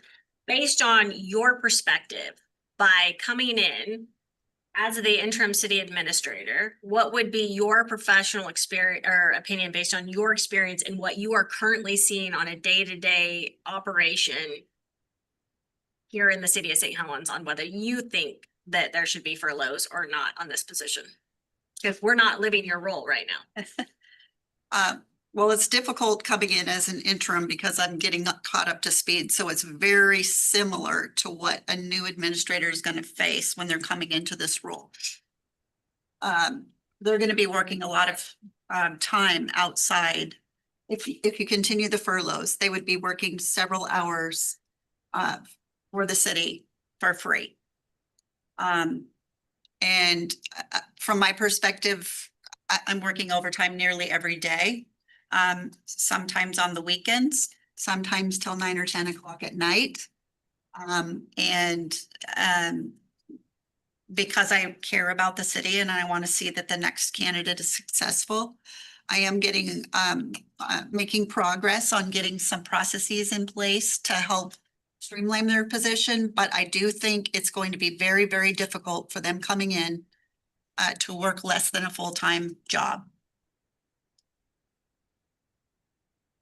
I believe in unity and solidarity, and I think that that's important. I think if we were in a different scenario, I think I would feel different about it. But I tend to agree with Counselor Hubbard is that there is a lot of stuff going on, a lot of minutia with this city, and I mean, I want that person to hit the ground running too.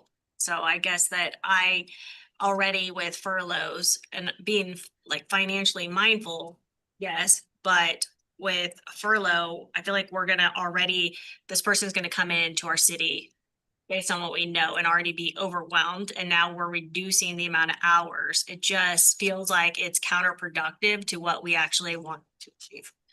I feel like we're hamstringing them by doing it. Exactly. And I don't expect anybody to work for free. Like, spend hours on the weekend and the evenings. I think there has to be, we'll burn down a city administrator here. Very easy in this city, it appears. So I don't know. Well, I can see your point too. And the only reason that I say the furloughs is for that Camaraderie. camaraderie. Yeah. And that's a valid point.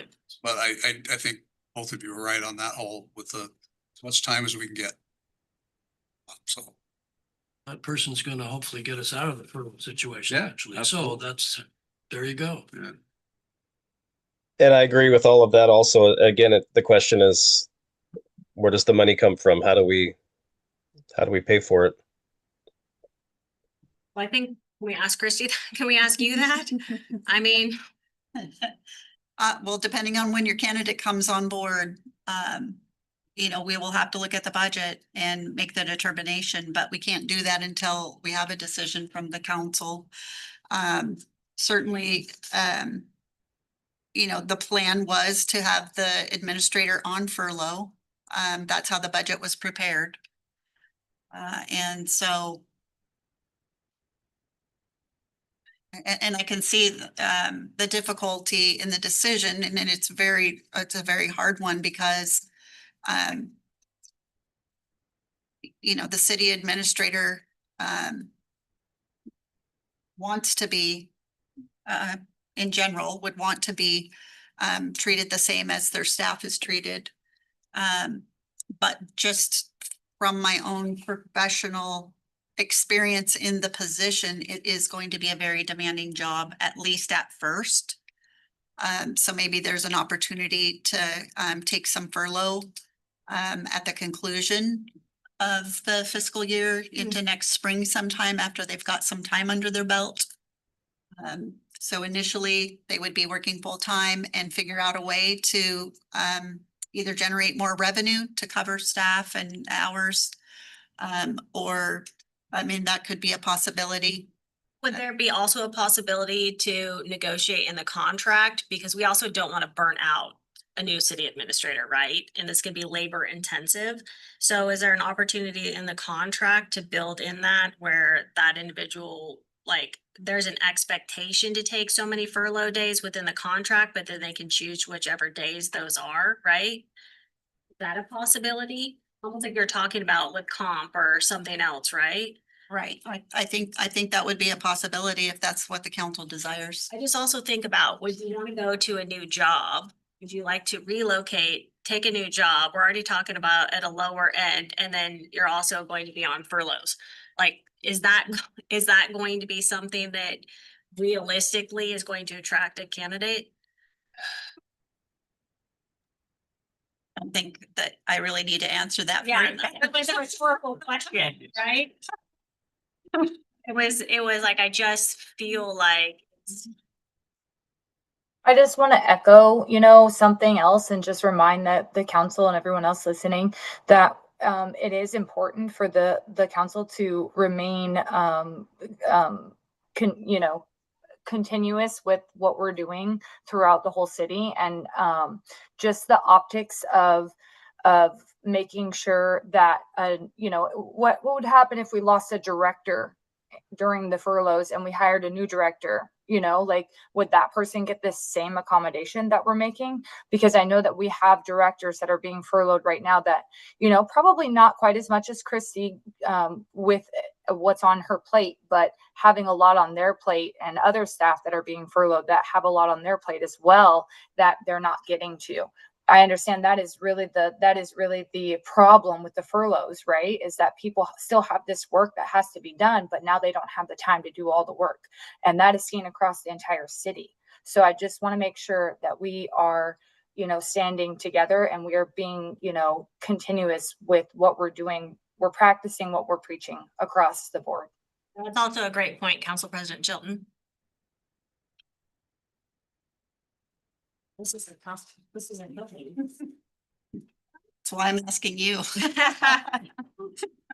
No, I think everybody has valid points.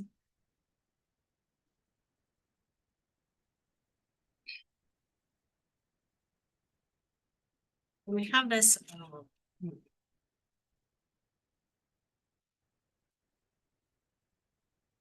Any other discussion on this?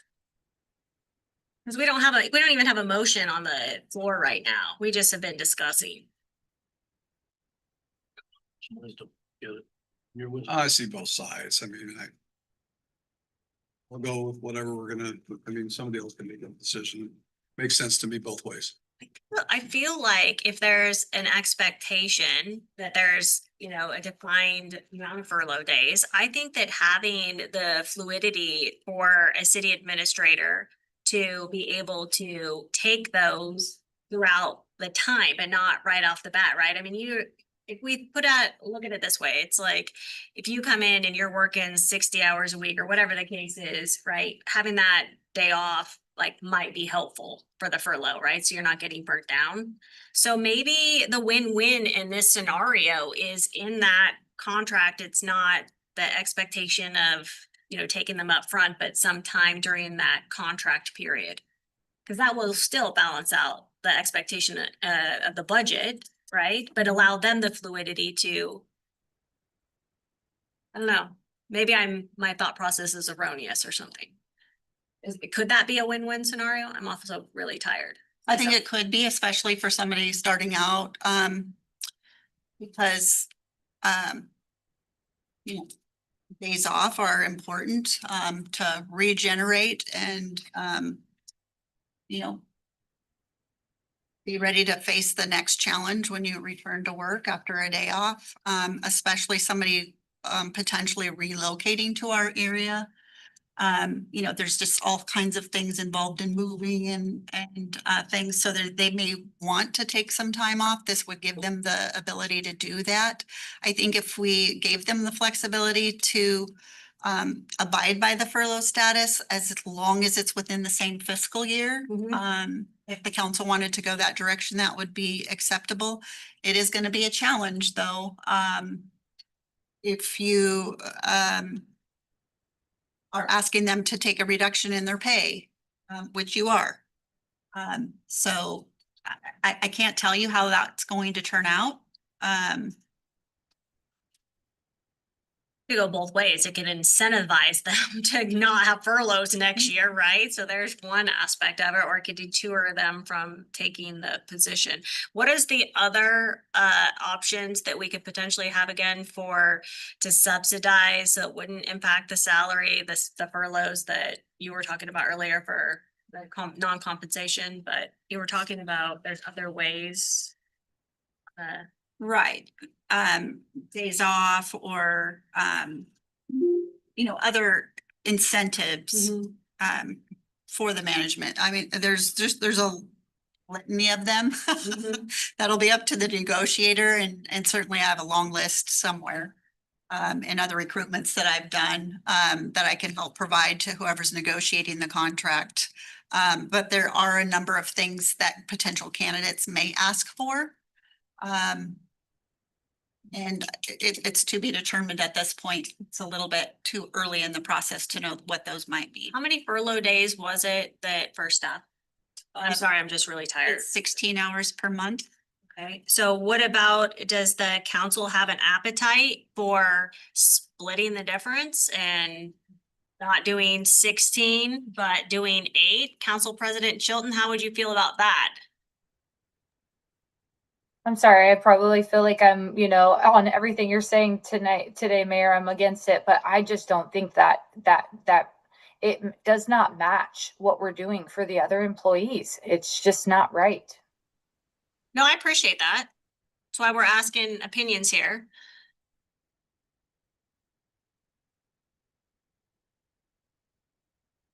I don't know, I'm just thinking, would I want to go into a job that is already having furloughs? And that's something definitely to think about. And it does make our situation more complex. So we're definitely going to get a candidate that really truly wants to be here, that falls in love with our city, not for the money or, the perks. It's really about finding the right fit for our community as well. So I do think it probably is going to weed out a lot of the people that are out there, to be honest. I really have a hard time with, I want to see someone come in that wants to be embedded in the community and get to know the employees and understand, what they're going through right now. And because a lot of them have, are struggling as well. So and then, what would happen if in 3 months we hired a new, director of public works or something like that? Would we give them the same accommodation? I think it's setting a standard for, the future as well. And so we have to be really careful about that. We should have more dialogue about that. I mean, what would we do if we had a director that we then had to rehire? I mean, I think it's a valid point to bring up. How would we handle that situation? Kathy, are all the department directors on furlough? No, Public Works is not. Okay, so Council President Chilton, not everybody is on furlough. Library though, who is on furlough? Admin? Everybody but Public Works. Everybody but Public Works. So we still have a precedence where we don't have 100% consistency in the city.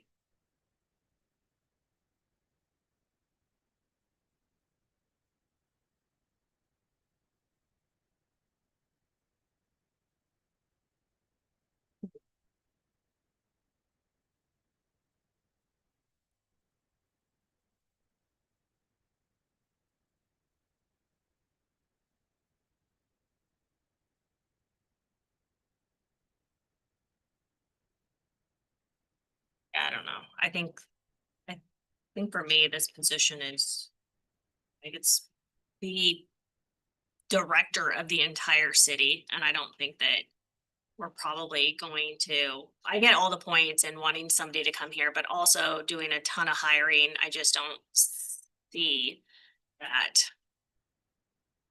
it's gonna benefit us at this time. I don't know.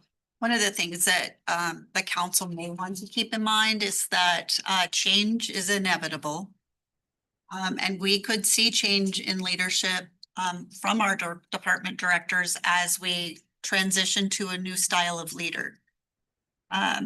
So obviously, the person we hire is not going to have the same characteristics as Mr. Walsh had, and will lead the city in a different way. Sometimes personality conflicts arise. Sometimes there's just, okay, well, maybe you have an internal candidate that isn't selected. We have 4 department directors that are qualified to apply for this position, but say one of them applies and they're not selected for the position, they could be moving on to another city. Not because they're unhappy with the city administrator, but they want to move to that next step in their career and serve in that capacity. So I think we do need to keep in mind that there could be some turnover in the leadership team. And that's just a natural thing that occurs with a change in the city administrator. So I don't think That's common. Yeah, I don't think that answers the furlough question, though. I think that the change can happen anytime, but I think that the furlough question, and I guess that I was kind of like on the fence waffling between like the solidarity and unity, but then now that I learned that Public Works is not on furlough, the director, then my mind would be that I don't think the city administrator should be on furlough, so.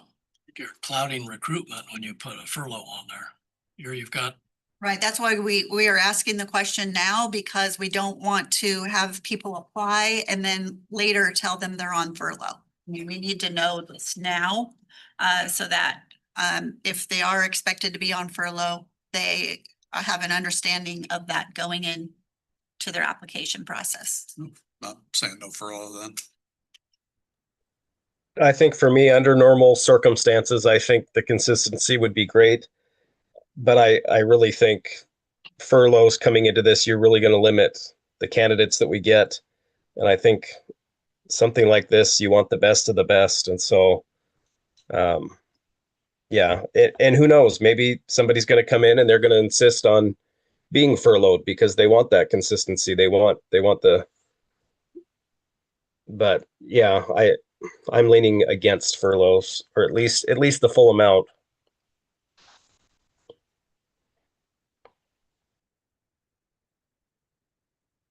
Okay. Any more discussion on this? we have to market the job and not cloud it with anything. It's out there. Right, so we don't have anything on the floor. Does anybody want to make a motion? On, I guess it would be, No, yours. I guess it would be to, how would it create the motion is, not, it's furlough or not furlough is the question. I move to direct staff to remove the furlough status for the city administrator. That's the motion. Or to, you don't need a motion if you're going to keep Right. status, because is it correct, Kathy and Christy, that the city administrator position is currently on furlough status?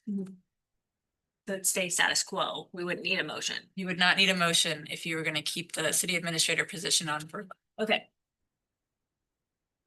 And would this be this would just be the newly hired? Right, okay, so we need to differentiate that specifically in this motion? Yes. Okay. Not right now. So if we're not gonna, we need to get a motion out there at least that is whether we're going to remove furloughs for the new city administrator. Actually, what did you read? If you would like to remove the city administrator's furlough status in the upcoming recruitment, you could say, I move to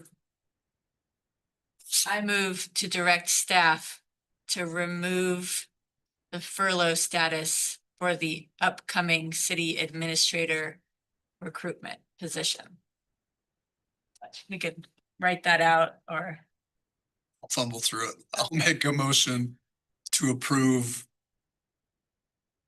to direct staff direct staff, to remove the furlough status. furlough status, to the city administrator position. And I second that. Let's get her done. Good Lord.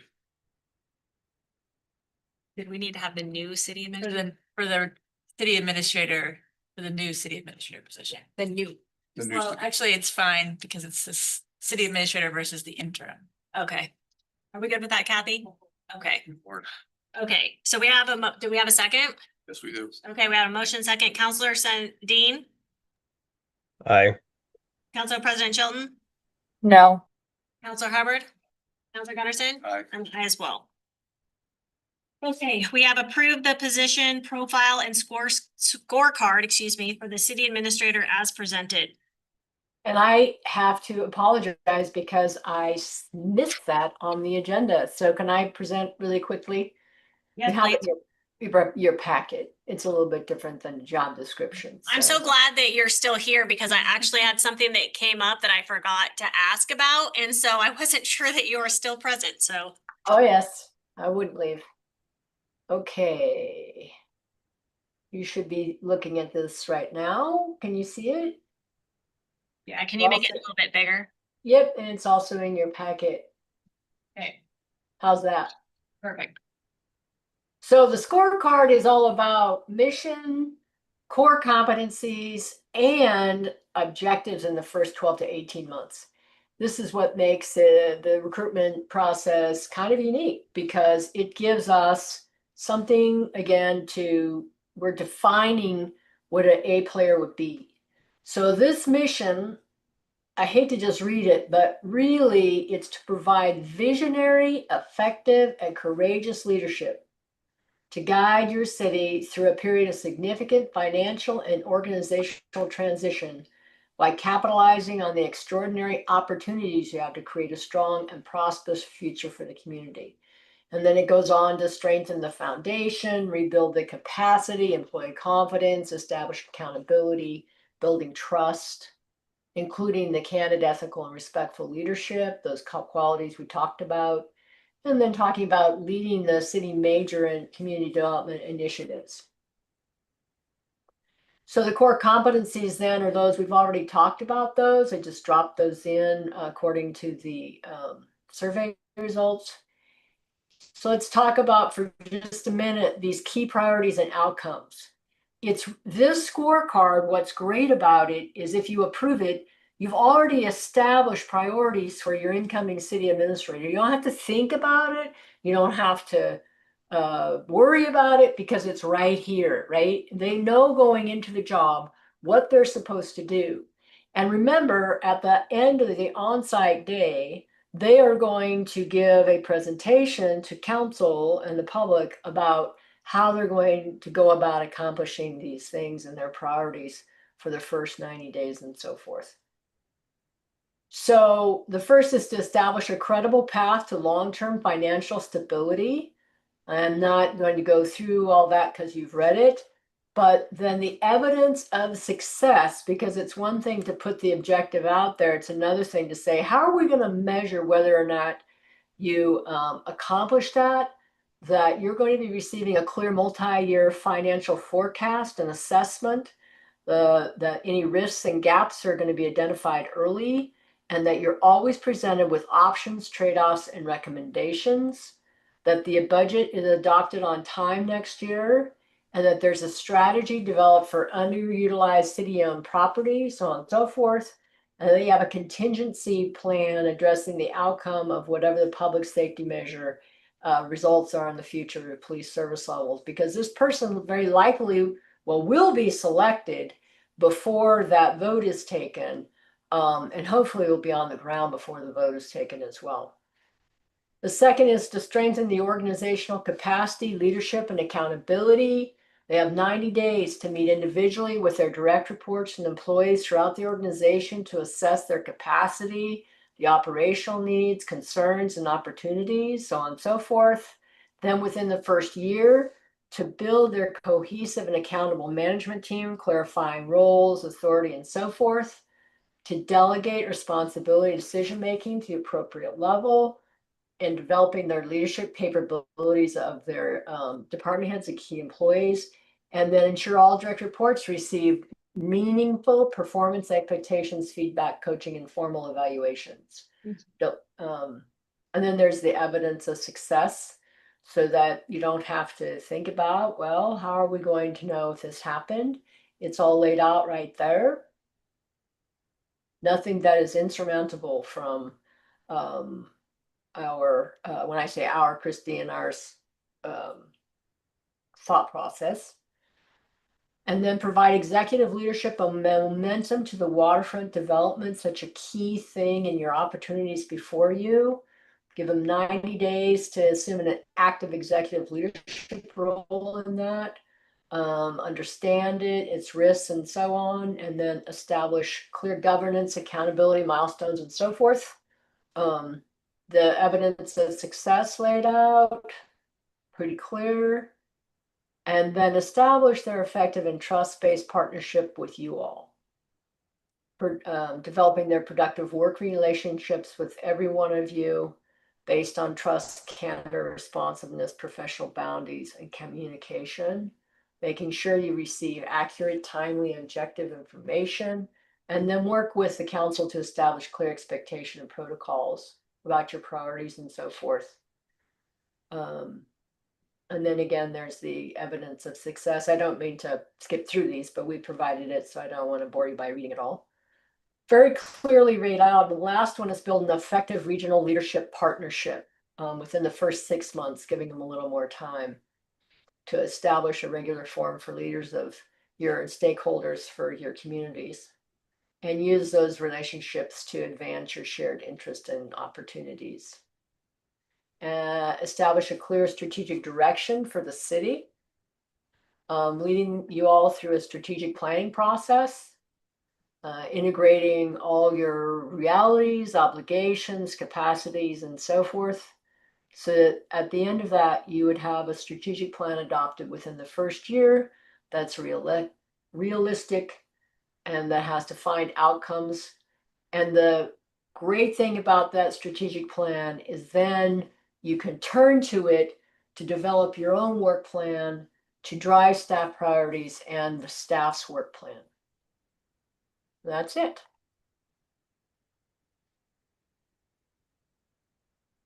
Questions or thoughts or observations? I know it's a lot, but it really is a key document in our recruitment.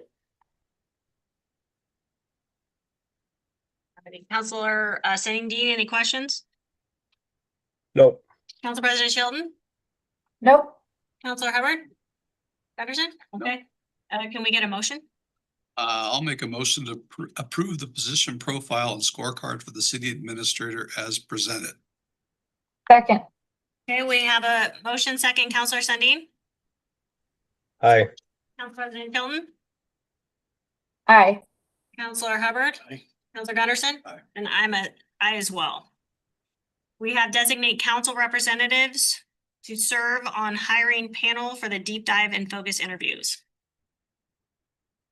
I'll make a motion to appoint Mayor Massey and Councilor Gunderson to the panel to move forward with the interviews. Second. For the deep dive and focus interviews. Okay, so we have a motion second. Councilor Sundin?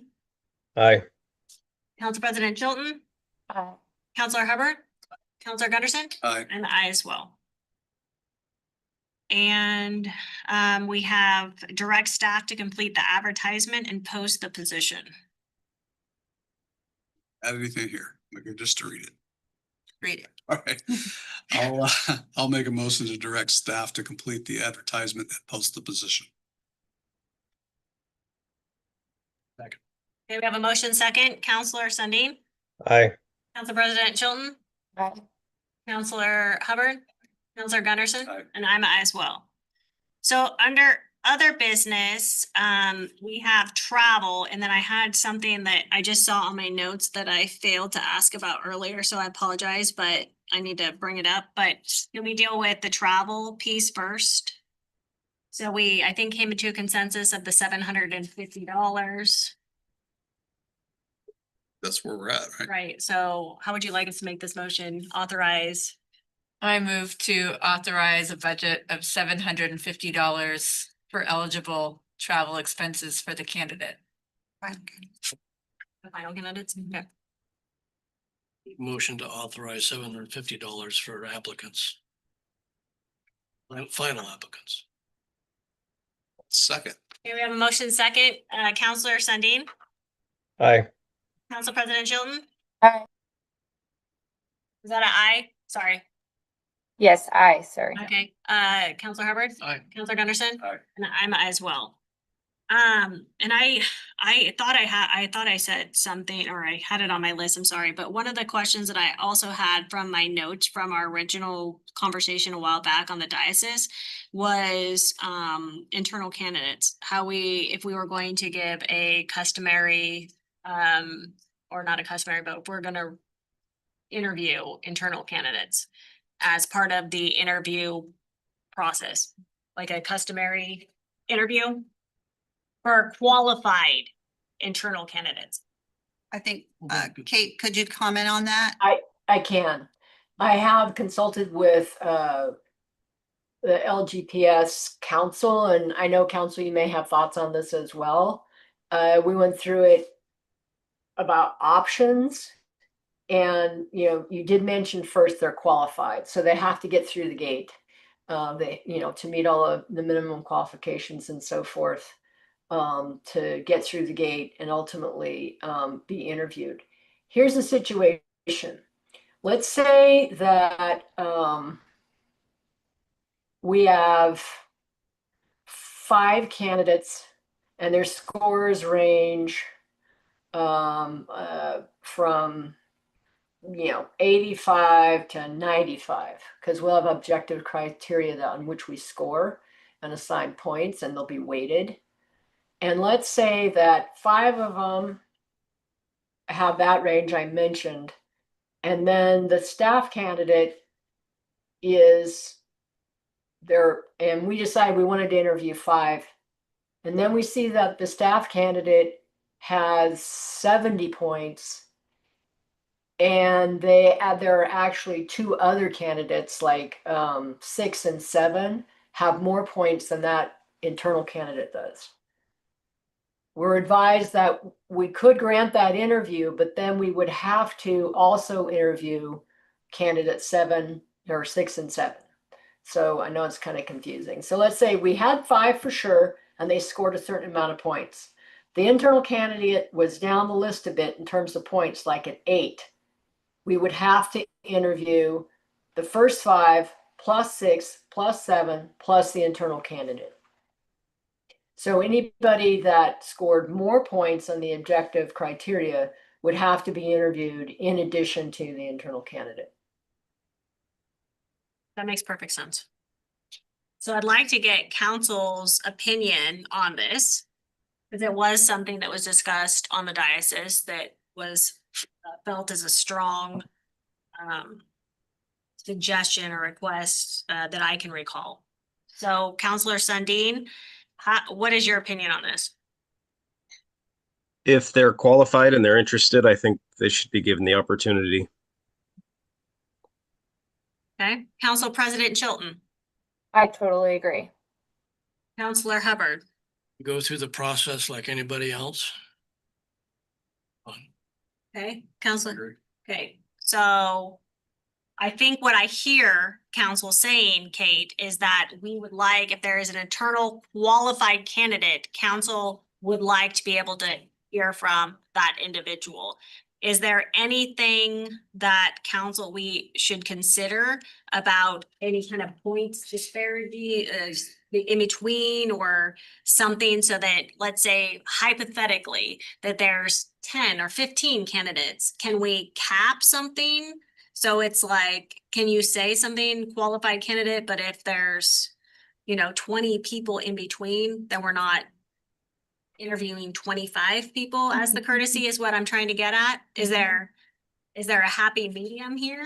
Or do we want to just blanket say that if they're qualified, regardless of where they end up, we want to interview them? I think that there's a distinction in my mind there that we should consider. They end up. you Yeah, mean- so, and I'm trying to articulate this, let's say that you have like the top 5, you have 5 candidates, right, and their scores. But then we have a staff that applies that is number 15 on the list. What would happen is that we would have to interview an additional 10, 14 people to get to that person as that courtesy interview for the internal candidate. Could somebody else try to articulate this, because I'm. Maybe, No, that's accurate. But council, I'm sorry, didn't mean to interrupt. I was gonna ask if you could talk more about how that process works as far as when you present after well, even before the deep dive and the focus interviews, you're going to have scoring, a range of scores, and it's at that point that someone makes the decision to advance the candidates to the deep dive and the focused. Can you talk a little bit more about who makes that decision? And I see in the process that it says 4 to 6 candidates. In your experience, can the city decide to have more than that, or if that's the recommendation? They can, I mean, you certainly can decide however many you want. We'll be happy to accommodate that. I do want to, so let me talk a little bit about the process. So we have established now these minimum qualifications, right? And the preferred qualifications. So I have what I call the recruiter gate, meaning I don't really assign points because they just have to meet those minimum qualifications to get a recruiter interview. Then I go do the recruiter interview with them, which is kind of, I'll be honest, weeding out the C's, D's, and F candidates. I mean, honestly, there's probably not going to be that many, maybe C candidates who are going to get weeded out in the recruiter interview.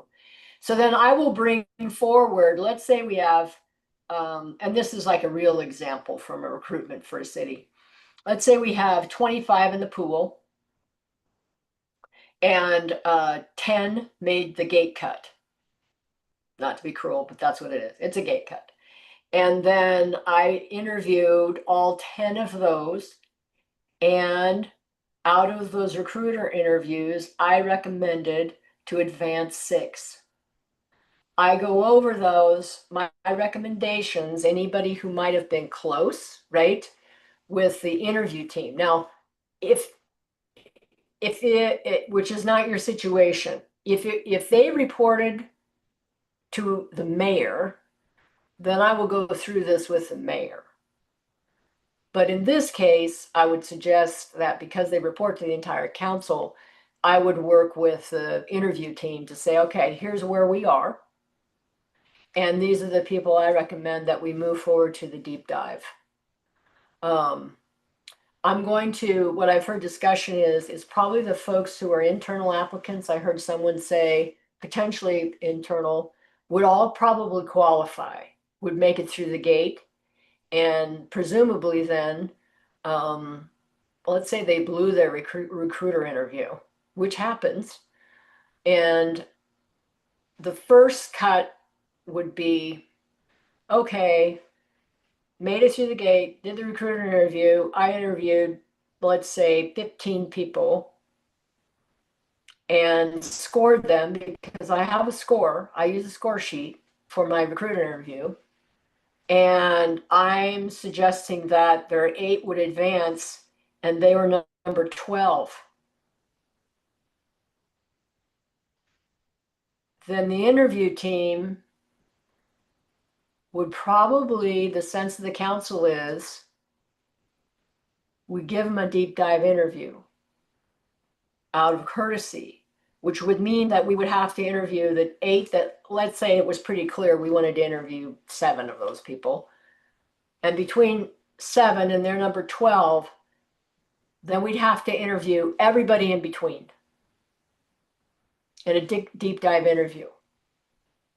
So between seven, that would be 5 times potentially 2 hours of interviewing. That would be an additional 10 hours of interviewing, probably add a day at least to our interview schedule. And I'm fine with it. I'm not pushing back on it. I'm just telling you the reality. My question to you then is the deep dive, is that really the point at which we say, okay, we've granted you your interview? Does it go beyond that? In other words, let's say they do the deep dive interview and they don't make that cut, but then do you want to take them on to the focus interview even they don't make the cut? We would need to discuss that. Did that make sense to folks? It makes perfect sense to me. I just want you to know the realities of, again, I'm not pushing back at all. I'm just saying, here's the reality of what that means. Something that may happen though. Yeah, I like the fact that, first of all, I like the fact that you would come back to in this case, myself and Counselor Gunderson, and let us know where we are at on the list, right? As far as what that candidate list looks like. And then at that point, I suppose would it come back? Would it be our decision or the full council's decision at that point on whether we would offer a courtesy interview? Because that's my big question. If there's like 40 people in between, hypothetically, I don't think that's the case, but I think that I need to know if that's something that we're able to determine or if we need to come back to council. And also respectively, when you're doing your recruiting process, that's also subjective on your opinion, right? Of how the interview is going, your personality, how they match and all of that kind of stuff. Let's be honest, that's what it comes, right? How they're rubbing you the right way or the wrong way in a lot of cases. Well, I would pause right there because I get what you're saying. I do use a score sheet. So I try to be more objective Right. than, I get that and respect it. I mean, I do a lot of hiring, so I get that whole aspect. Use the STAR method and all of it, right? Get all that stuff. But I'm just trying to put some more parameters so there's clearly. I mean, your guys' outline here is so remarkable on this whole process. This is a piece that feels still muddy to me on how sounds like council would like to, if possible, do a courtesy interview. And what does that actually look like? Does it come back to just Counselor Gunnerus and I making a determination based on where they end up? Does that make sense, what I'm trying to get at? Can I ask it makes sense, but can I ask a question? Because I think the first question is, does the city council want to offer staff a courtesy interview in the first interview is the deep dive interviews? Did I hear that correctly? Does city council want to offer staff an internal applicant a courtesy interview, even if they are not within the range that the recruiter is suggesting? If they meet the qualifications. If they meet the qualifications, okay. Counselors, let's start there. Counselor Sundin. Again, I feel the same way that they should be given the opportunity, but I'm seeing the challenge. If there's that many in between, I don't know if it's worth it to go through all the effort to go down the list to include them. I don't know how you fix that though. Just do this and make it a courtesy thing. And Well, we can't because we have to interview in between. Okay, so. Unless you do like Russ said, they can apply like anybody else. Well, they are applying. My understanding is that internal applicants are applying like everyone else. And it's that the recruiter is then going to evaluate using her scorecard and her objective measurements and recommend a certain number to go to the deep dive interview. And what I hear is council saying, even if an internal candidate doesn't meet that mark, they still want to be given an interview, be included in that deep dive process. And what we hear is that if that's the case, you have to interview all of the candidates in between. There might not be any, there might be some. Or is this something that the council, we can have a consensus that if the council is imputing on the responsibility on Counselor Gunderson and myself to go through this interview process, right, to get the finalists, is this something that can be presented from Kate to Counselor Gunderson and I, and then we can make the determination at that time, because we might end up with one person and we might end up with 20. Is that something that the council is comfortable with? Because we really don't know. We're going on an unknown here, right? We could have one person to interview, no people to interview in between, or we could have 25. We don't know. I'm Would you not guys- overly concerned about being involved in the process. I would trust your judgment and those that are more closely involved with it. Okay. Council President Chilton, would you be comfortable with that? That if we took it on, we evaluated it at the time after we got all the applicants and all the matrix and scoring was done? I think sorry, phone ringing at the same time I was getting ready to talk. I think that is, up to your guys' discretion. If I were sitting there, making the decision myself, I would just make everybody apply the same way, and those who make the cut, make the cut. Okay, Counselor Hubbard, are you okay with, do you feel comfortable with Counselor Gunderson and I making the determination after we see the pool of applicants and where everybody we get? I guess I am, but I think if they don't make the cut, they don't make the cut. So we should have I don't see why we're. I think it's because if I look at it this way, it's like, I think on the bubble, right? That's what I'm envisioning. If there is an internal candidate that's on the bubble that still meets all of the qualifications, should they get a courtesy interview? Like, that's in my mind, what I'm thinking. Is that the appropriate thing to do? They don't make the cut, but Well, we don't really have a cut per se. We don't have a actual defined number that we're going on, right? So I guess, go ahead. I think I do have a question for Kate, and that is if we've got 2 days set aside for these deep dive interviews, how many candidates can we interview during those 2 days? And if we could set the maximum based on the number of hours we would have available to conduct those interviews. So could we realistically get through 10 interviews? And if that's the case, then maybe that's where the cutoff should be. Not in 2 days. But it usually comes down to like 6 or 7, and that can be handled normally in 2 days, right? It's a tough 2 days. I mean, it's a couple hours. We deliberate, we take a break. I schedule them such that, hopefully there won't be any overlap. Haven't had that problem, but things happen. But as I'm saying, if we end up needing to do 4 or 5, which honestly, I don't think that's going to happen. Then we probably have to extend it to another day. It just logistically. So besides the panel starts getting tired, and we want to make sure we're giving our candidates the benefit of a panel that's engaged. And after 2 long days could be tough. So I'm not 7's the trying to cut. punt. I'm just saying. What I hear is is the council comfortable with authorizing Counselor Gunderson and Mayor Massey to work with Kate to decide the deep dive interview? Right. And then after that, you're authorizing them to do it. They'll do it based on their resources and their time and the limits. And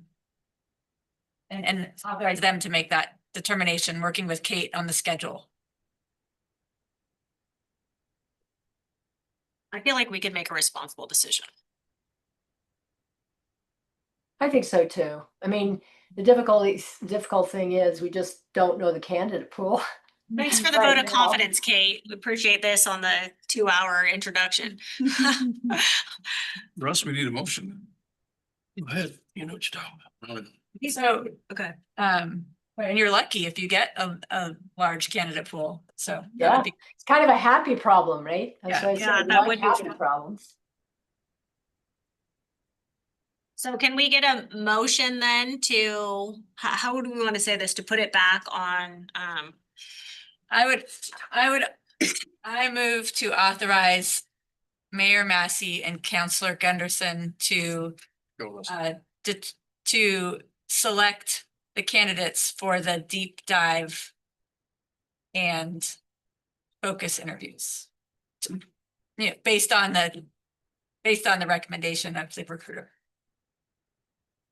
Make a motion for Mayor Massey and Councilor Gunderson to make the decisions on the deep dive for candidates. That's all set. Based on the recommendation of the Based recruiter. on the recommendations, yes. well said. Very Counselor. Second? So Kathy, did you get that? Not thoroughly. Lisa, did you get it? Okay, Got just it. make sure. Okay, Faithful. we're doing great.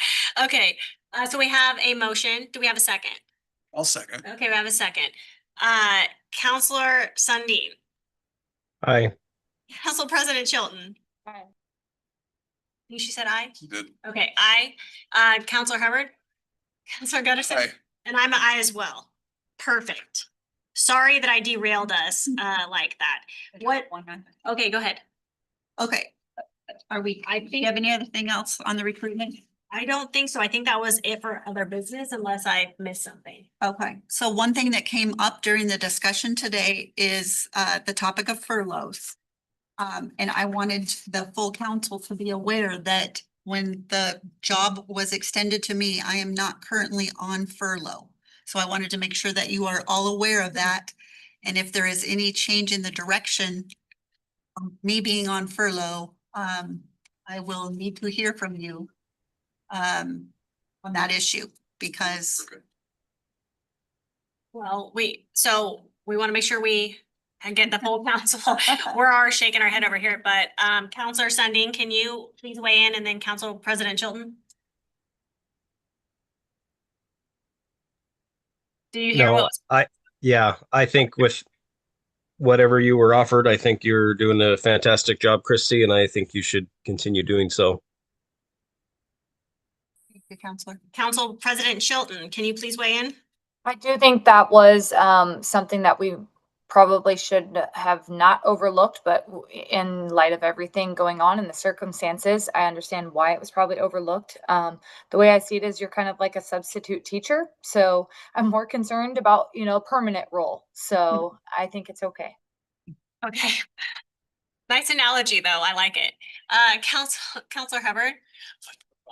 Counselor Gunderson? It's fine. I have no problem with it, and I do want to say that I can attest you're working long hours and working on the weekend, and I thoroughly appreciate how much you have immersed yourself into all the minutia of everything going on in the city. And I probably don't say thank you enough, but I really do appreciate all of your efforts. It's very much appreciated. Thank you, ma'am. Okay, anything else that I have failed to have council discuss? Okay, this meeting is adjourned. Thanks, everybody. Thank See you you. later. Thank you, Kate. Bye.